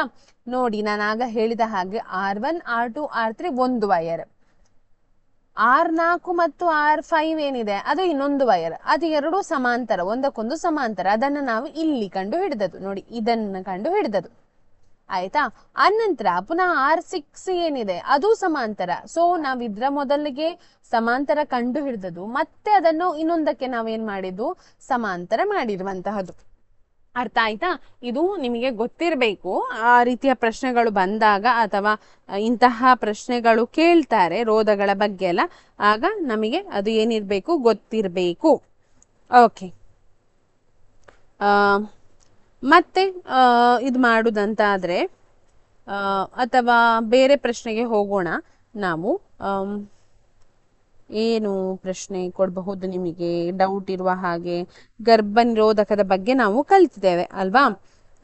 ಗರ್ಭ ನಿರೋಧಕದ ಉಪಯೋಗಗಳು ಏನಂತ ಹೇಳ್ಬಹುದಾ? ಗರ್ಭ ನಿರೋಧಕದ ಉಪಯೋಗ ಏನು? ಯಾಕೆ ಗರ್ಭ ನಿರೋಧಕವನ್ನ ಹೆಚ್ಚು ಸರ್ಕಾರ ಇದ್ ಮಾಡ್ತಾ ಉಂಟು? ಒಂದು, ಜನಸಂಖ್ಯೆ ನಿಯಂತ್ರಣವನ್ನ ಮಾಡ್ಲಿಕ್ಕೆ ಅಲ್ವಾ? ಹಾಗೆ ಉತ್ತಮ ಕೌಟುಂಬಿಕ ಜೀವನವನ್ನ ಕೂಡ ಸಾಗಿಸಬಹುದು. ಯಾಕೆ ಹೇಳಿದ್ರೆ ತುಂಬಾ ಮಕ್ಕಳಿದ್ರೆ ಅವರನ್ನ ಸಾಕ್ಲಿಕ್ಕೆ ಕಷ್ಟ. ಹಾಗೆ ಉತ್ತಮ ಲೈಂಗಿಕ ಆರೋಗ್ಯ ಕಾಪಾಡಿಕೊಳ್ಳುವಂತಹದ್ದು. ಕಾಂಡಮ್ಗಳಿಂದ ಬಳಸುವುದ್ರಿಂದ ಹೆಚ್ಚಾಗಿ ಏನಾಯ್ತಂತ ಹೇಳಿದ್ರೆ ಏಡ್ಸ್ ಹರಡುವುದೆಲ್ಲ ಕಡಿಮೆ ಆಯ್ತು. ಆಯ್ತಾ? ಸೊ ಅದಕ್ಕೋಸ್ಕರ ಕೂಡ ಹಾಗೆಯೇ ಮತ್ತೆ ಏನು, ಬೇಡದ ಗರ್ಭಧಾರಣೆಯನ್ನ ತಡೆಯಲ್ಲ. ಅಂದ್ರೆ ಅವ್ರಿಗೆ ಮಕ್ಕಳು ಬೇಡದಿದ್ರೆ ಅದರಿಂದ ಏನಾಗ್ತದೆ? ಗರ್ಭಧಾರಣೆಯನ್ನ ತಡಿಬಹುದು. ಅವರು ರೆಡಿ ಇಲ್ಲದಿದ್ರೆ, ಯಾರು? ಪೇರೆಂಟ್ ಅಂದ್ರೆ ಪೋಷಕರು ಯಾವಾಗ ಮಗುವಿಗೋಸ್ಕರ ರೆಡಿ ಇರುವುದಿಲ್ಲ ಆಗ ಅವರಿಗೆ ಅದನ್ನ ತಡಿಬಹುದು ಅನ್ನೋ ಕಾರಣಕ್ಕೆ. ಅಲೈಂಗಿಕ ಸಂತಾನೋತ್ಪತ್ತಿಯ ಬಗ್ಗೆ ಕಲ್ತಿದ್ದೇವೆ ಅಂತ ಹೇಳಿ ಭಾವಿಸ್ತೇನೆ ನಾನು. ದ್ವಿವಿದಳನ ಅಂದ್ರೆ ಏನಂತ ಗೊತ್ತಿದ್ಯಾ? ನೆನಪಿದೆ? ದ್ವಿವಿದಳನ ಅಂತ ಹೇಳಿದ್ರೆ 23ನೇ ಪ್ರಶ್ನೆಗೆ ಬರೋಣ. ದ್ವಿವಿದಳನ, ದ್ವಿವಿದಳನ ಕ್ರಿಯೆ ಎಲ್ಲಿ ನಡೀತದೆ? ಜೀವಿಗಳ ದೇಹವು ಸಂತಾನೋತ್ಪತ್ತಿಯ ಸಮಯದಲ್ಲಿ ಎರಡು ಸಮಭಾಗಗಳಾಗಿ ವಿಭಜನೆಗೊಳ್ಳುವ ಒಂದು ಕ್ರಿಯೆ. ಜೀವಿಗಳ ದೇಹವು ಸಂತಾನೋತ್ಪತ್ತಿಯ ಸಮಯದಲ್ಲಿ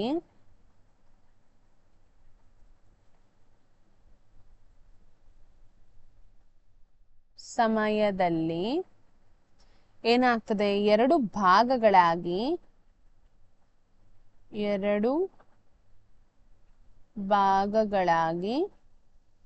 ವಿಭಜನೆಗೊಳ್ಳುವ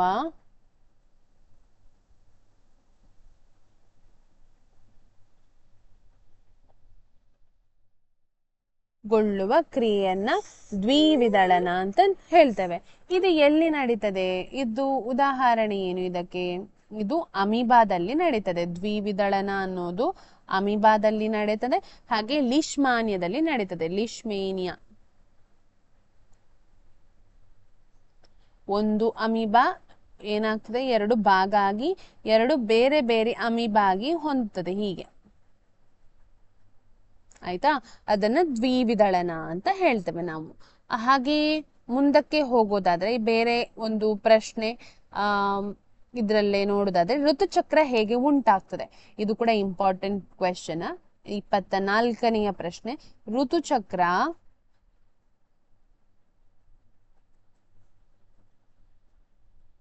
ಹೇಗೆ ಉಂಟಾಗುತ್ತದೆ?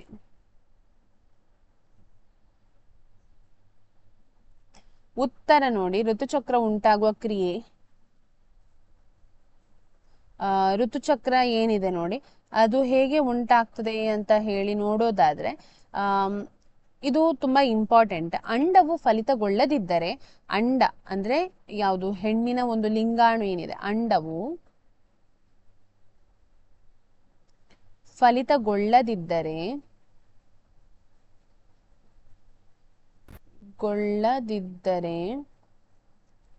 ಗರ್ಭಕೋಶದ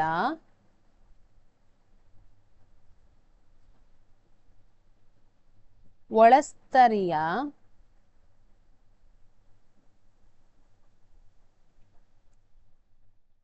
ಅಗತ್ಯವಿರುವುದಿಲ್ಲ.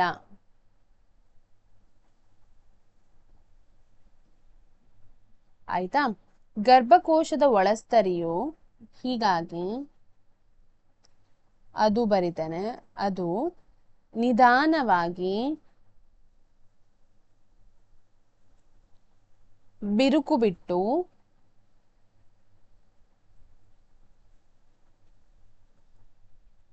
ಬಿಟ್ಟು ರಕ್ತ ಮತ್ತು ಲೋಳೆಯ ರೂಪದಲ್ಲಿ, ರಕ್ತ ಮತ್ತು ಲೋಳೆಯ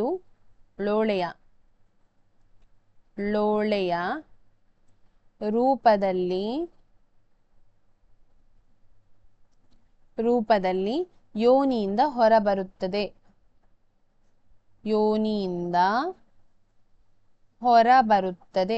ಆಯ್ತಾ? ಅದು ರಕ್ತ ಹೊರಗೆ ಬರ್ತದಲ್ವಾ, ಅದಕ್ಕೆ ಹೊರಬರುತ್ತದೆ. ಆಯ್ತಾ? ಇದನ್ನ ಋತುಚಕ್ರ ಎನ್ನುವರು. ಇದನ್ನು ಏನಂತ ಹೇಳ್ತಾರೆ? ಋತುಚಕ್ರ, ಮೆನ್ಸ್ಟ್ರುಯೇಷನ್ ಅಂತ ಏನ್ ಹೇಳ್ತೇವೆ ನೋಡಿ, ಅದು ಅಂತ ಹೇಳ್ತಾರೆ. ಆಯ್ತಾ? ಸೊ ಎನ್ನುವರು.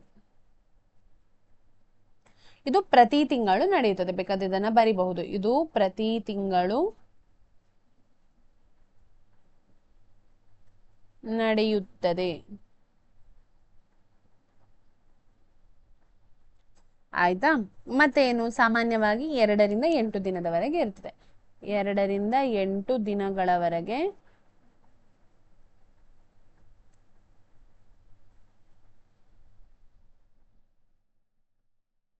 ಇರುತ್ತದೆ. ಆಯ್ತಾ? ಎಷ್ಟು ದಿನ ಇರ್ತದೆ ಅಂತ ಹೇಳಿ ಕೂಡ ನಾವೇನ್ ಮಾಡಿದ್ವಿ, ಬರ್ದ್ವಿ. ಓಕೆ, ನೆಕ್ಸ್ಟ್ ಹೋಗೋದಾದ್ರೆ, ನೆಕ್ಸ್ಟ್ ಪ್ರಶ್ನೆ ಯಾವುದರ ಬಗ್ಗೆ ನೋಡುವ? ಬೆಳಕಿನ ಬಗ್ಗೆ ನೋಡುವವಾ? ಓಕೆ, ಬೆಳಕು ಪಾಠ ಮಾಡಿದೇವಲ್ವಾ, ಬೆಳಕಿನ ಸೂತ್ರಗಳನ್ನ, ಏನು ದರ್ಪಣ ಸೂತ್ರ, ಅದನ್ನ ಒಮ್ಮೆ ಬರೆಯೋಣ.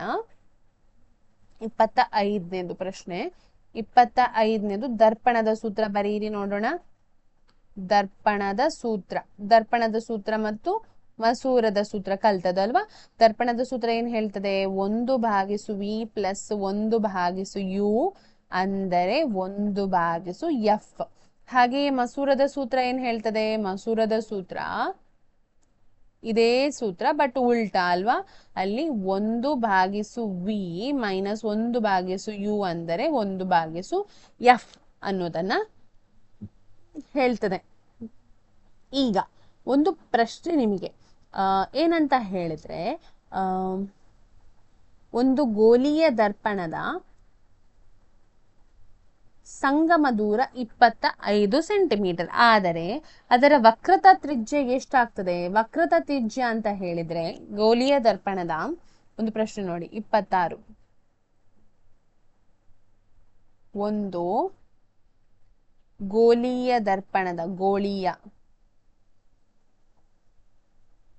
ದರ್ಪಣದ ಸಂಗಮ ದೂರ ಎಫ್ ಸಂಗಮ ದೂರ 25 ಸೆಂಟಿಮೀಟರ್ ಆದರೆ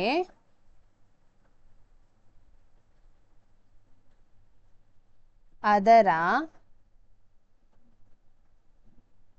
ವಕ್ರತಾ ತ್ರಿಜ್ಯವನ್ನು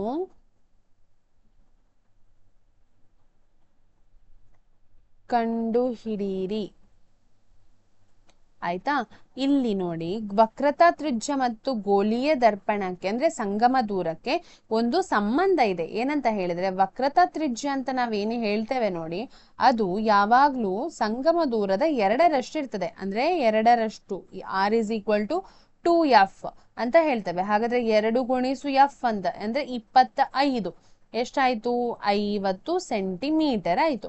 ಸೊ ಆರ್ ಅಂತ ಹೇಳಿದ್ರೆ 50 ಸೆಂಟಿಮೀಟರ್ ಅಂದ್ರೆ ಏನು? ವಕ್ರತಾ ತ್ರಿಜ್ಯ ಎಷ್ಟು? 50 ಸೆಂಟಿಮೀಟರ್. ಆಯ್ತಾ? ಸೊ ಇದಿಷ್ಟು ಅದರ ಬಗ್ಗೆ.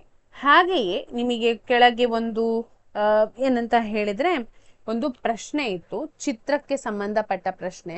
27ನೇ ಪ್ರಶ್ನೆಗೆ ಬರೋಣ. ಆಯ್ತಾ? ಕೆಳಗೆ ಕೊಟ್ಟಿರುವ ಚಿತ್ರವನ್ನ ಗಮನಿಸಿ ಮತ್ತು ಅದನ್ನ ನೀವು ವಿಶ್ಲೇಷಿಸಬೇಕು. ಇಲ್ಲಿ ಉಂಟಾದ ದಿಕ್ಪಲ್ಲಟ ಕೋನವನ್ನ ಹೆಸರಿಸಿ ಮತ್ತು ಕೋನದ ಮೌಲ್ಯವನ್ನ ತಿಳಿಸಿ. ಯಾವುದು ದಿಕ್ಪಲ್ಲಟ ಕೋನ ಅಂತ ಹೇಳಿ ವಿವರಿಸಬೇಕು. ಹಾಗೆ ನೀವು ಅದನ್ನ ಏನ್ ಮಾಡ್ಬೇಕಾದ್ರೆ ಮೌಲ್ಯ ಎಷ್ಟು ಅಂತ ಹೇಳಿ. ಓಕೆ, ಇದೊಂದು ಏನಿದೆ, ಗಾಜಿನ ಪಟ್ಟಗ ಇದೆ. ಪಟ್ಟಗ ಅಲ್ವಾ ಹಿಡಿದು ನೀವು ಪ್ರಿಸಮ್ ಅನ್ನ ಇಡ್ತೀರಾ ಅಲ್ವಾ, ಗಾಜಿನ ಪಟ್ಟಗ. ಆಯ್ತಾ? ಸೊ ಇಲ್ಲಿ ಪತನ ಕೋನ ಹೋಗ್ತದೆ. ಇದೇನಾಗ್ತದೆ? ಇಲ್ಲಿ ಬೆಂಡ್ ಆಗ್ತದೆ. ಯಾಕೆ ಹೇಳಿದ್ರೆ ಅದು ಗಾಳಿಯ ಮಾಧ್ಯಮದಿಂದ ಗಾಜಿನ ಮಾಧ್ಯಮಕ್ಕೆ ಬರ್ತದೆ. ಪುನಃ ಹೊರಗೆ ಬರುವಾಗ ಏನಾಗ್ತದೆ? ಅದು ಬೆಂಡ್ ಆಗ್ತದೆ ಹೀಗೆ. ಆದ್ರೆ ಇಲ್ಲಿ ನಾವ್ ಏನ್ ಮಾಡ್ತಾ ಇದ್ದೇವೆ ಅಂತ ಹೇಳಿದ್ರೆ ಒಂದು ನಾರ್ಮಲ್ ಅಂದ್ರೆ ಲಂಬವನ್ನ ಎಳಿತೇವೆ. ಈ ಒಂದು ಕೋನಕ್ಕೆ ಇಲ್ಲಿ ಲಂಬವನ್ನ ಎಳಿತೇವೆ ಹೀಗೆ. ಹಾಗೆ ಇಲ್ಲಿ ಒಂದು ಲಂಬವನ್ನ ಎಳಿತೇವೆ. ಆಯ್ತಾ? ಲಂಬವನ್ನ ಎಳಿತೇವೆ. ಈಗ ನೀವು ಏನ್ ಮಾಡ್ಬೇಕಂತ ಹೇಳಿದ್ರೆ ಇಲ್ಲಿ ಒಂದು ಪ್ರಶ್ನೆ ಅವರು ಕೊಟ್ಟಿದ್ದಾರೆ. ಇಲ್ಲಿ ಒಂದು ಈ ಚಿತ್ರವನ್ನ, ಈ ಏನು ಪತನ ಕಿರಣ ಏನಿದೆ ನೋಡಿ, ಅದನ್ನ ಹೀಗೇ ಎಳೆದ್ರೆ ಒಂದು ನಮ್ಗೆ ರೇಖೆ ಸಿಗ್ತದೆ, ನೇರ ರೇಖೆ ಸಿಗ್ತದೆ. ಆಯ್ತಾ? ಸೊ ಆ ರೇಖೆಯನ್ನ ಏನ್ ಹೇಳ್ತಾರೆ? ಅದು ಆಕ್ಚುಲ್ ಆಗಿರುವಂತಹದ್ದು, ಬಟ್ ಅದು ಆಗುದಿಲ್ಲ ಅಲ್ಲಿ. ಆಯ್ತಾ? ಸೊ ಅದ್ ರೇಖೆ ಎಷ್ಟು ಅಂತ ಹೇಳಿ ಹೇಳ್ಬೇಕು. ಹಾಗೆ ಆ ರೇಖೆಯನ್ನ ಇಲ್ಲಿಂದ ಇನ್ನೊಂದು ಲಂಬ ನಾವು ಎಳೆದ್ರೆ ಅಥವಾ ಇಲ್ಲಿಂದ ನಾವು ಹೀಗೆ ಕಳಿಸಿದ್ರೆ ಇಲ್ಲಿ ಒಂದು ಕೋನ ಉಂಟಾಗ್ತದೆ. ಅದು ಎಷ್ಟು ಅಂತ ಹೇಳಿ ಹೇಳ್ಬೇಕು ಅಂತ. ಓಕೆ, ಈಗ ನಾನು ಹೆಸರು ಕೊಡ್ತೇನೆ. ಅವುಗಳಿಗೆ ಇವರು ಹೆಸರು ಕೊಟ್ಟಿದ್ದಾರೆ, ಹಾಗೆಯೇ ಕೊಡ್ತೇನೆ ನಾನು ಹೆಸರು. ಇದು ನೋಡಿ, ಇದು ಪಿ, ಇದು ಕ್ಯೂ, ಇದು ಪಿ ಕ್ಯೂ ಪತನ ಕಿರಣ. ಆಯ್ತಾ? ಇದು ಪತನ ಕಿರಣ. ಇದು ಈ ಕೋನ ಇ. ಹಾಗೆಯೇ ಇಲ್ಲಿ ಎಷ್ಟು? ಇದು 90. ಆದ್ರೆ ಇದು ಕೋನ ಎಷ್ಟು? 55 ಡಿಗ್ರಿ. ಆಯ್ತಾ? 55 ಡಿಗ್ರಿ. ಇದು NE, ಇದು ಲಂಬ ನಾವು ಎಳ್ದದ್ದು. ಹಾಗೆ ಇದು ಕೋನ, ಇಲ್ಲೊಂದು ರೇಖೆಗೆ H ಅಂತ ಹೆಸರು ಕೊಟ್ಟಿದ್ದಾರೆ. ಇದು ಕೂಡ, ಈ ರೇಖೆ ಕೂಡ ಲಂಬ. ಇದು M ಮತ್ತು ಇದು M ಡ್ಯಾಶ್. ಆಯ್ತಾ? ಇದು N ಮತ್ತು N ಡ್ಯಾಶ್ ಅಂತ ಹೇಳಿ ಕೊಟ್ಟಿದ್ದಾರೆ. ಒಂದು ನಿಮಿಷ, ಇದು ಕರೆಕ್ಟ್. ಆದ್ರೆ ಇದನ್ನ N ಡ್ಯಾಶ್ ಅಂತ ಕೊಟ್ಟಿದ್ದಾರೆ. M ಮತ್ತು M ಡ್ಯಾಶ್, N ಮತ್ತು N ಡ್ಯಾಶ್. ಸೊ ಅದು ಯಾವ ಕೋನಗಳು? ಅದು ಲಂಬ. ಆಯ್ತಾ? ಲಂಬ ಎಳ್ದ ಲಂಬ. ಇದು F. ಇದು ಇಲ್ಲಿ ಇದು 90 ಡಿಗ್ರಿ, ಬಟ್ ಈ ಕೋನ 43 ಡಿಗ್ರಿ ಅಂತ ಕೊಟ್ಟಿದ್ದಾರೆ. ಆಯ್ತಾ? ಹಾಗೆ ಈ ಮಧ್ಯದ ಕೋನ ಏನಿದೆ ನೋಡಿ, ಇದನ್ನ ಕೊಟ್ಟಿದ್ದಾರೆ ನಮಗೆ. ಇದು 142 ಅಂತ ಹೇಳಿ ಕೊಟ್ಟಿದ್ದಾರೆ, 142 ಡಿಗ್ರಿ. ಹಾಗೆ ಈ ಪಾಯಿಂಟ್ ಅನ್ನ ಜಿ ಅಂತ ಹೇಳಿ ಹೆಸರಿಸಿದ್ದಾರೆ. ಸೊ ಅವರು ಕೊಟ್ಟದ್ದು ದಿಕ್ಪಲ್ಲಟ ಕೋನವನ್ನ ಹೆಸರಿಸಿ ಅಂತ ಹೇಳಿ ಕೊಟ್ಟಿದ್ದಾರೆ. ಓಕೆ, ಇಲ್ಲಿ ನಾನು ಹೆಸರಿಸಲಿಲ್ಲ, ಇದು ನಿರ್ಗಮ ಕೋನ, ನಿರ್ಗಮ ಕಿರಣ ಆಯ್ತಾ. ಇದು ಆರ್, ಇದು ಎಸ್. ಈಗ ದಿಕ್ಪಲ್ಲಟ ಕೋನ, ದಿಕ್ಪಲ್ಲಟ ಕೋನ ಅಂತ ಹೇಳಿದ್ರೆ ನಿಲ್ಲಿ ನಾನು ನಿಮ್ಗೆ ಹೇಳ್ತೇನೆ ದಿಕ್ಪಲ್ಲಟ ಕೋನ ಅಂದ್ರೆ ಏನು ಅಂತ ಹೇಳಿ. ದಿಕ್ಪಲ್ಲಟ ಕೋನ ಅಂತ ಹೇಳಿದ್ರೆ ಈಗ ಒಂದು ಏನು ಪತನ ಕೋನ ನಿಜವಾಗಿ ಸ್ಟ್ರೇಟ್ ಹೋಗ್ಬೇಕು ಅಲ್ವಾ. ಯಾವ ಲೈನ್ ಅದು ನಾನು ನಿಮ್ಗೆ ತೋರಿಸ್ತೇನೆ ನೋಡಿ. ಪತನ ಕೋನ ನಿಜವಾಗಿ ಈ ರೀತಿಯಾಗಿ ಹೋಗ್ಬೇಕು ನೋಡಿ. ಬೇರೆ ಕಲರ್ ಉಪಯೋಗಿಸ್ಲಾ, ಪಿಂಕ್ ಉಪಯೋಗಿಸ್ಲಾ? ಓಕೆ, ಲೈಟ್ ಬ್ಲೂ ಅನ್ನ ಉಪಯೋಗಿಸ್ತೇನೆ ನೋಡಿ. ಪತನ ಕೋನ ಇದು ಅಲ್ವಾ, ಪತನ ಕೋನ ನಿಜವಾಗಿ ಹೀಗೆ ಹೋಗ್ಬೇಕಿತ್ತು. ಆದ್ರೆ ಅದೇನಾಯ್ತು, ಅದು ಗಾಳಿಯ ಮಾಧ್ಯಮದಿಂದ ಗಾಜಿನ ಮಾಧ್ಯಮಕ್ಕೆ ಬರುವಾಗ ಅದು ಬೆಂಡ್ ಆಯ್ತು ಅಲ್ವಾ. ಬೆಂಡ್ ಆಗಿ ಹೀಗೆ ಬಂತು, ಹೀಗೆ ಹೊರಗೆ ಬಂತು. ಆದ್ರೆ ಆ ಎಷ್ಟು ಶಿಫ್ಟ್ ಆಗಿದೆ ನೋಡಿ, ಅಂದ್ರೆ ಎಷ್ಟು ಸ್ಥಾನ ಪಲ್ಲಟ ಆಗಿದೆ ನೋಡಿ, ಆ ಕೋನವನ್ನು ನಾವು ಏನಂತ ಕರೆಯುವುದು, ದಿಕ್ಪಲ್ಲಟ ಕೋನ ಅಂತ ಕರಿತೇವೆ. ಏನಂತ ಕರಿತೇವೆ? ದಿಕ್ಪಲ್ಲಟ ಕೋನ. ಆ ಕೋನ ಅಷ್ಟು ಎಷ್ಟು ಕೋನದ ಅಲ್ಲಿ ಜಂಪ್ ಆಗಿದೆ ನೋಡಿ, ಆ ಕೋನವನ್ನ ದಿಕ್ಪಲ್ಲಟ ಕೋನ ಅಂತ ಹೇಳುದು. ಹಾಗಾದ್ರೆ ದಿಕ್ಪಲ್ಲಟ ಕೋನ ಅಂದ್ರೆ ಯಾವುದು? ದಿಕ್ಪಲ್ಲಟ ಕೋನ ನೋಡಿ, ಇದುವೇ ಕೋನ ಇಲ್ಲಿ ಉಂಟಾಯ್ತಲ್ಲ, ಈ ಕೋನ ಏನಿದೆ ನೋಡಿ, ಇದನ್ನ ನಾವು ದಿಕ್ಪಲ್ಲಟ ಕೋನ ಅಂತ ಹೇಳ್ತೇವೆ. ಹಾಗಾದ್ರೆ ನಾವು ಬರೆಯೋಣ ದಿಕ್ಪಲ್ಲಟ ಕೋನ ಅಂದ್ರೆ ಎಷ್ಟು ಅಂತ ಹೇಳಿ. ಫಸ್ಟ್ಗೆ ನಾವು ಅದನ್ನ ಹೆಸರಿಸ್ಲಿಕ್ಕೆ ಹೇಳಿದ್ದಾರೆ ಅವರು, ದಿಕ್ಪಲ್ಲಟ.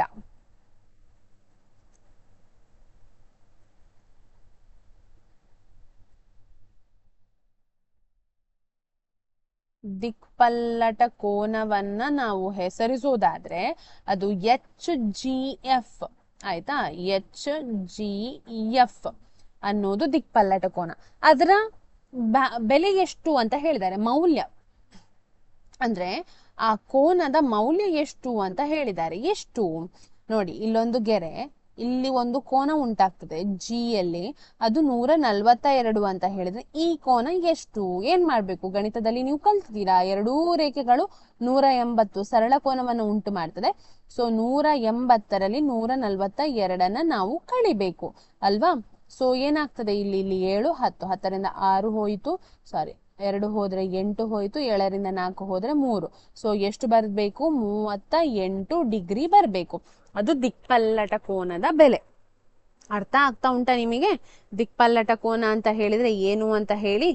ಓಕೆ, ಈಗ ದಿಕ್ಪಲ್ಲಟ ಕೋನ ಅಂದ್ರೆ ಏನು ಅಂತ ಹೇಳಿ ಗೊತ್ತಾಯ್ತು ಅಂತ ಹೇಳಿ ಭಾವಿಸ್ತೇನೆ. ಈ ರೀತಿಯ ಪ್ರಶ್ನೆಗಳು ಬರ್ತದೆ ನಮಗೆ. ಸೊ ಅದು ನಿಮ್ಗೆ ಆದಷ್ಟು ಅದರ ಬಗ್ಗೆ ನೀವು ಗೊತ್ತಿರಬೇಕು. ಹಾಗೆ ಚಿತ್ರ ಏನಿದೆ ನೋಡಿ, ರೇಖಾಚಿತ್ರ ಏನಿದೆ ನೋಡಿ, ಅದನ್ನ ಎಲ್ಲವನ್ನ ನೀವು ಕಲ್ತಾಗ್ಬೇಕು. ನಾಡಿದ್ದಿನ ಒಳಗೆ ನೀವು ಅದನ್ನ ಕಲ್ತು ಮುಗಿಸ್ಬೇಕು. ಓಕೆ, ಈಗ ಇನ್ನೊಂದು ಪ್ರಶ್ನೆ. ಪೀನ ದರ್ಪಣವನ್ನ ಸಾಮಾನ್ಯವಾಗಿ ವಾಹನದ ಹಿನ್ನೋಟ ದರ್ಪಣವಾಗಿ ಬಳಸ್ತಾರೆ, ಏಕೆ ಅಂತ ಹೇಳಿ. ಪೀನ ದರ್ಪಣವನ್ನು ವಾಹನದ ಹಿನ್ನೋಟ ದರ್ಪಣವಾಗಿ ಬಳಸ್ತಾರೆ, ಏಕೆ? ಬರಿತೇನೆ ಇಲ್ಲಿ, ಇನ್ನೊಂದು ನಿಮಿಷ. ಪೀನ ದರ್ಪಣವನ್ನು 28ನೇ ಪ್ರಶ್ನೆ. ಪೀನ ದರ್ಪಣವನ್ನು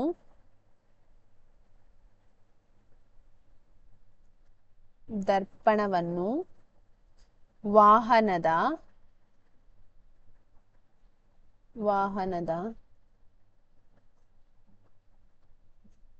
ಹಿನ್ನೋಟ ದರ್ಪಣವಾಗಿ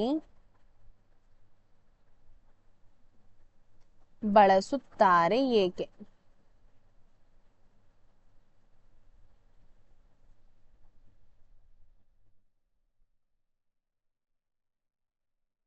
ಯಾಕೆ ಪೀನ ದರ್ಪಣವನ್ನು ವಾಹನದ ಹಿನ್ನೋಟ ದರ್ಪಣವಾಗಿ ಬಳಸ್ತಾರೆ?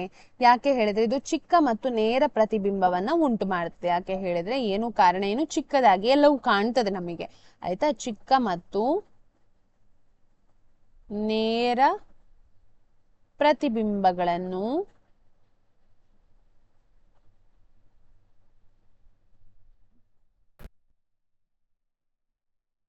ಉಂಟು ಮಾಡುತ್ತದೆ. ಚಿಕ್ಕ ಮತ್ತು ನೇರ ಪ್ರತಿಬಿಂಬಗಳನ್ನ ಉಂಟು ಮಾಡ್ತದೆ. ಹಾಗೆ ದರ್ಪಣದ ಹೊರ ಅಂಚಿನ ಕಡೆಗೆ ವಕ್ರತೆ ಹೆಚ್ಚಾಗುತ್ತೆ, ಆದ್ದರಿಂದ ದೃಷ್ಟಿ ಕ್ಷೇತ್ರವು ಹೆಚ್ಚಾಗ್ತದೆ. ದರ್ಪಣದ ಹೊರ ಅಂಚಿನ ಕಡೆಗೆ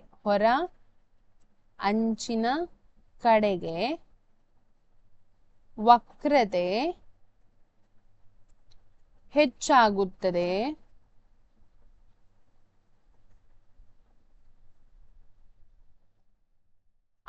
ಆದ್ದರಿಂದ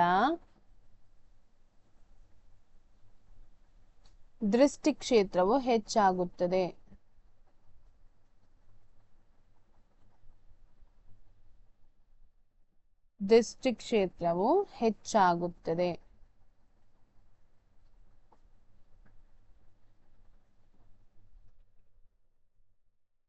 ಆಯ್ತಾ? ಇದು 28ನೆಯ ಪ್ರಶ್ನೆ ಇದ್ದದ್ದು.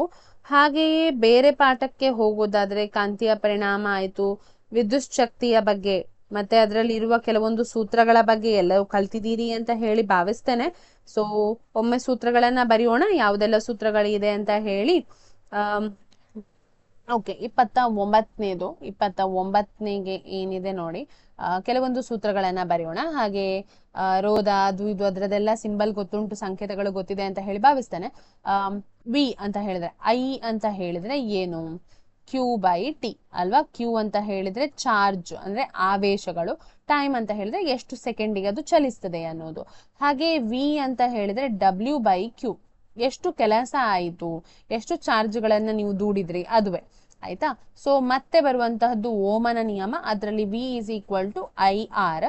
ಅಲ್ಲಿ ನಾವು ಎರಡು ಸೂತ್ರ ಹೆಚ್ಚಿಗೆ ಮಾಡಬಹುದು. ಐ ಅಂತ ಹೇಳಿದ್ರೆ ವಿ ಬೈ ಆರ್ ಅಂತ ಕೂಡ ಮಾಡಬಹುದು, ಹಾಗೆ ಆರ್ ಅಂತ ಹೇಳಿದ್ರೆ ವಿ ಬೈ ಐ ಅಂತ ಕೂಡ ಹೇಳಿ ಮಾಡಬಹುದು ಅಲ್ವಾ?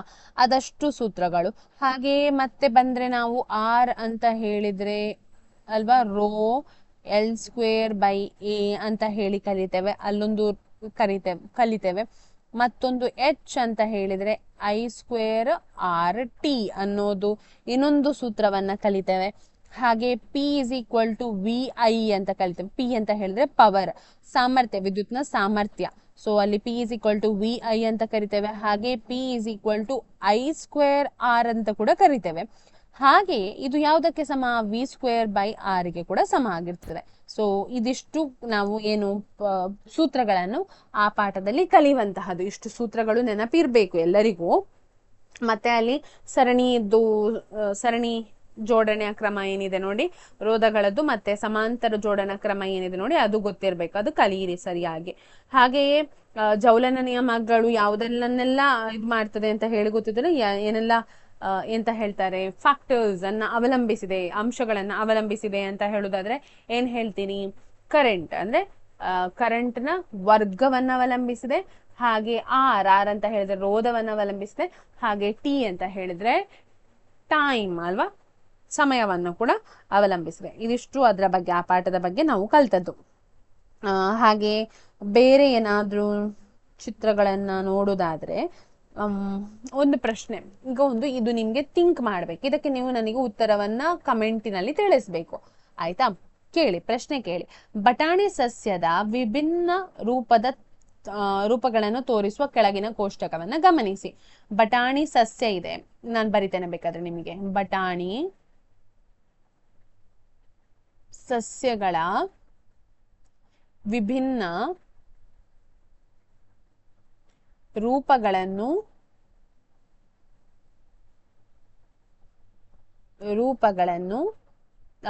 ತೋರಿಸುವ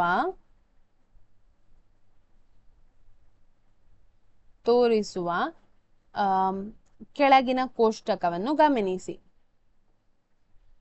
ಕೆಳಗಿನ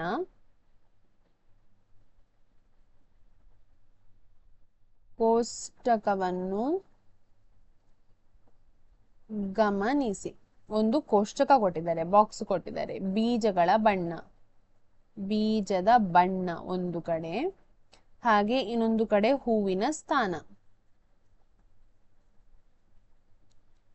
ಎಲ್ಲಿದೆ ಅಂತ ಹೇಳಿ. ಆಯ್ತಾ?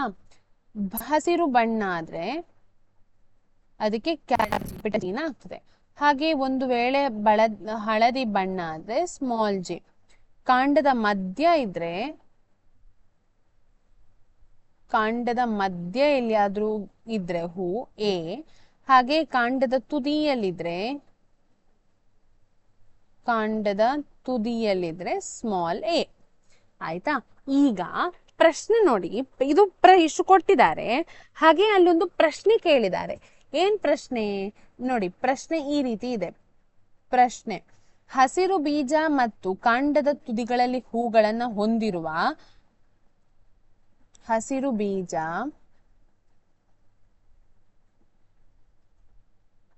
ಮತ್ತು ಕಾಂಡದ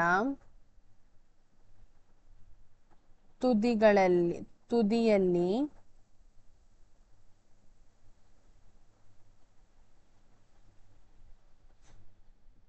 ಹಸಿರು ಬೀಜ ಮತ್ತು ಕಾಂಡದ ತುದಿಯಲ್ಲಿ ಹೂಗಳನ್ನು ಹೊಂದಿರುವ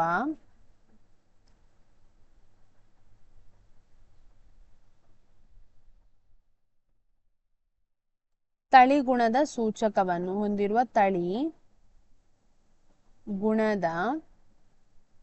ಸೂಚಕವನ್ನು ಬರೆಯಿರಿ. ಇದು ನಿಮ್ಗೆ ಪ್ರಶ್ನೆ, ಅದರ ಸೂಚಕವನ್ನ ಬರಿಬೇಕು. ಆಯ್ತಾ? ನಿನ್ನೆ ನಾವು ಬರೆದಿದ್ದೇವಲ್ವಾ, ವ್ಯಕ್ತ ರೂಪದ ಇದು ಮತ್ತೆ ಜೀನ್ ನ ಒಂದು ರೂಪ ಏನಿದೆ ನೋಡಿ, ಅದನ್ನ ಬರಿತೇವಲ್ಲ, ಫಿನೋಟೈಪ್ ಮತ್ತು ಜಿನೋಟೈಪ್ ಏನ್ ಬರಿತೇವೆ. ನನಗೀಗ ನೀವು ಜಿನೋಟೈಪ್ ಅನ್ನ ಬರಿಬೇಕು. ಅಂದ್ರೆ ಯಾವ ಜೀನ್ ಜಿಜಿ ಎ ಏನ್ ಕೊಟ್ಟಿದ್ದಾರೆ ನೋಡಿ, ಅದು ಕಾರಣ ಆಗ್ತದೆ. ಹಸಿರು ಬಣ್ಣ ಇರಬೇಕು ಮತ್ತೆ ಹೂ ಕಾಂಡದ ತುದಿಯಲ್ಲಿ ಇರ್ಬೇಕು. ಯಾವ ಜೀನ್ ಎರಡು ಸಹಾಯಕ ಆಗ್ತದೆ, ಅದರ ಪೇರ್, ಅದರ ಏನು ಜೊತೆಯನ್ನ ಬರಿಬೇಕು. ಸೊ ಇದು ನಿಮ್ಗೆ ಪ್ರಶ್ನೆ, ಇದನ್ನ ನೀವೇನ್ ಮಾಡ್ಬೇಕು, ಹೇಳ್ಬೇಕು. ಓಕೆ, ಇದು ಒಂದು ಪ್ರಶ್ನೆ. ಇದರ ಉತ್ತರ ನನಗೆ ಬೇಕು. ಅದನ್ನ ಯಾವ್ದ್ರ ಮೂಲಕ ತಿಳಿಸ್ಬೇಕು ಅಂತ ನಿಮ್ಗೆ ಗೊತ್ತಿದೆ, ಕಮೆಂಟ್ ಮೂಲಕ ನೀವೇನ್ ಮಾಡ್ಬೇಕು, ತಿಳಿಸ್ಬೇಕು. ಸೊ ಉತ್ತರಕ್ಕೆ ಕಾಯ್ತಾ ಇರ್ತೇನೆ. ಇವತ್ತಿನ ತರಗತಿ ಇಷ್ಟ ಆಗಿದ್ರೆ, ನಿಮ್ಗೆ ಗೊತ್ತಿದೆ ನೀವೇನ್ ಮಾಡ್ಬೇಕು ಅಂತ ಹೇಳಿ, ನಿಮ್ಮ ಫ್ರೆಂಡ್ಸ್ಗೂ ಇದನ್ನ ಶೇರ್ ಮಾಡ್ಬೇಕು. ಹಾಗೆ ತುಂಬಾ ಧನ್ಯವಾದಗಳು ನೀವು ಪೇಷನ್ಸ್ ಆಗಿ ಕೇಳಿದಕ್ಕೆ. ಹಾಗೆ ಈ ವಿಡಿಯೋನ ಹೆಚ್ಚು ನಿಮ್ಮ ಫ್ರೆಂಡ್ಸ್ಗೆ ಶೇರ್ ಮಾಡಿ, ಕಮೆಂಟ್ ಮಾಡಿ, ಲೈಕ್ ಮಾಡಿ. ಹಾಗೇನಾದ್ರೂ ಇದ್ರೆ ಅದನ್ನ ಕಮೆಂಟ್ ಮೂಲಕ ತಿಳಿಸಿ ಅಂತ ಹೇಳ್ತಾ ಇವತ್ತಿನ ತರಗತಿಗೆ ಇವಿಷ್ಟೇ. ನಾಳಿನ ತರಗತಿಯನ್ನು ಮುಂದುವರಿಸೋಣ. ಧನ್ಯವಾದಗಳು.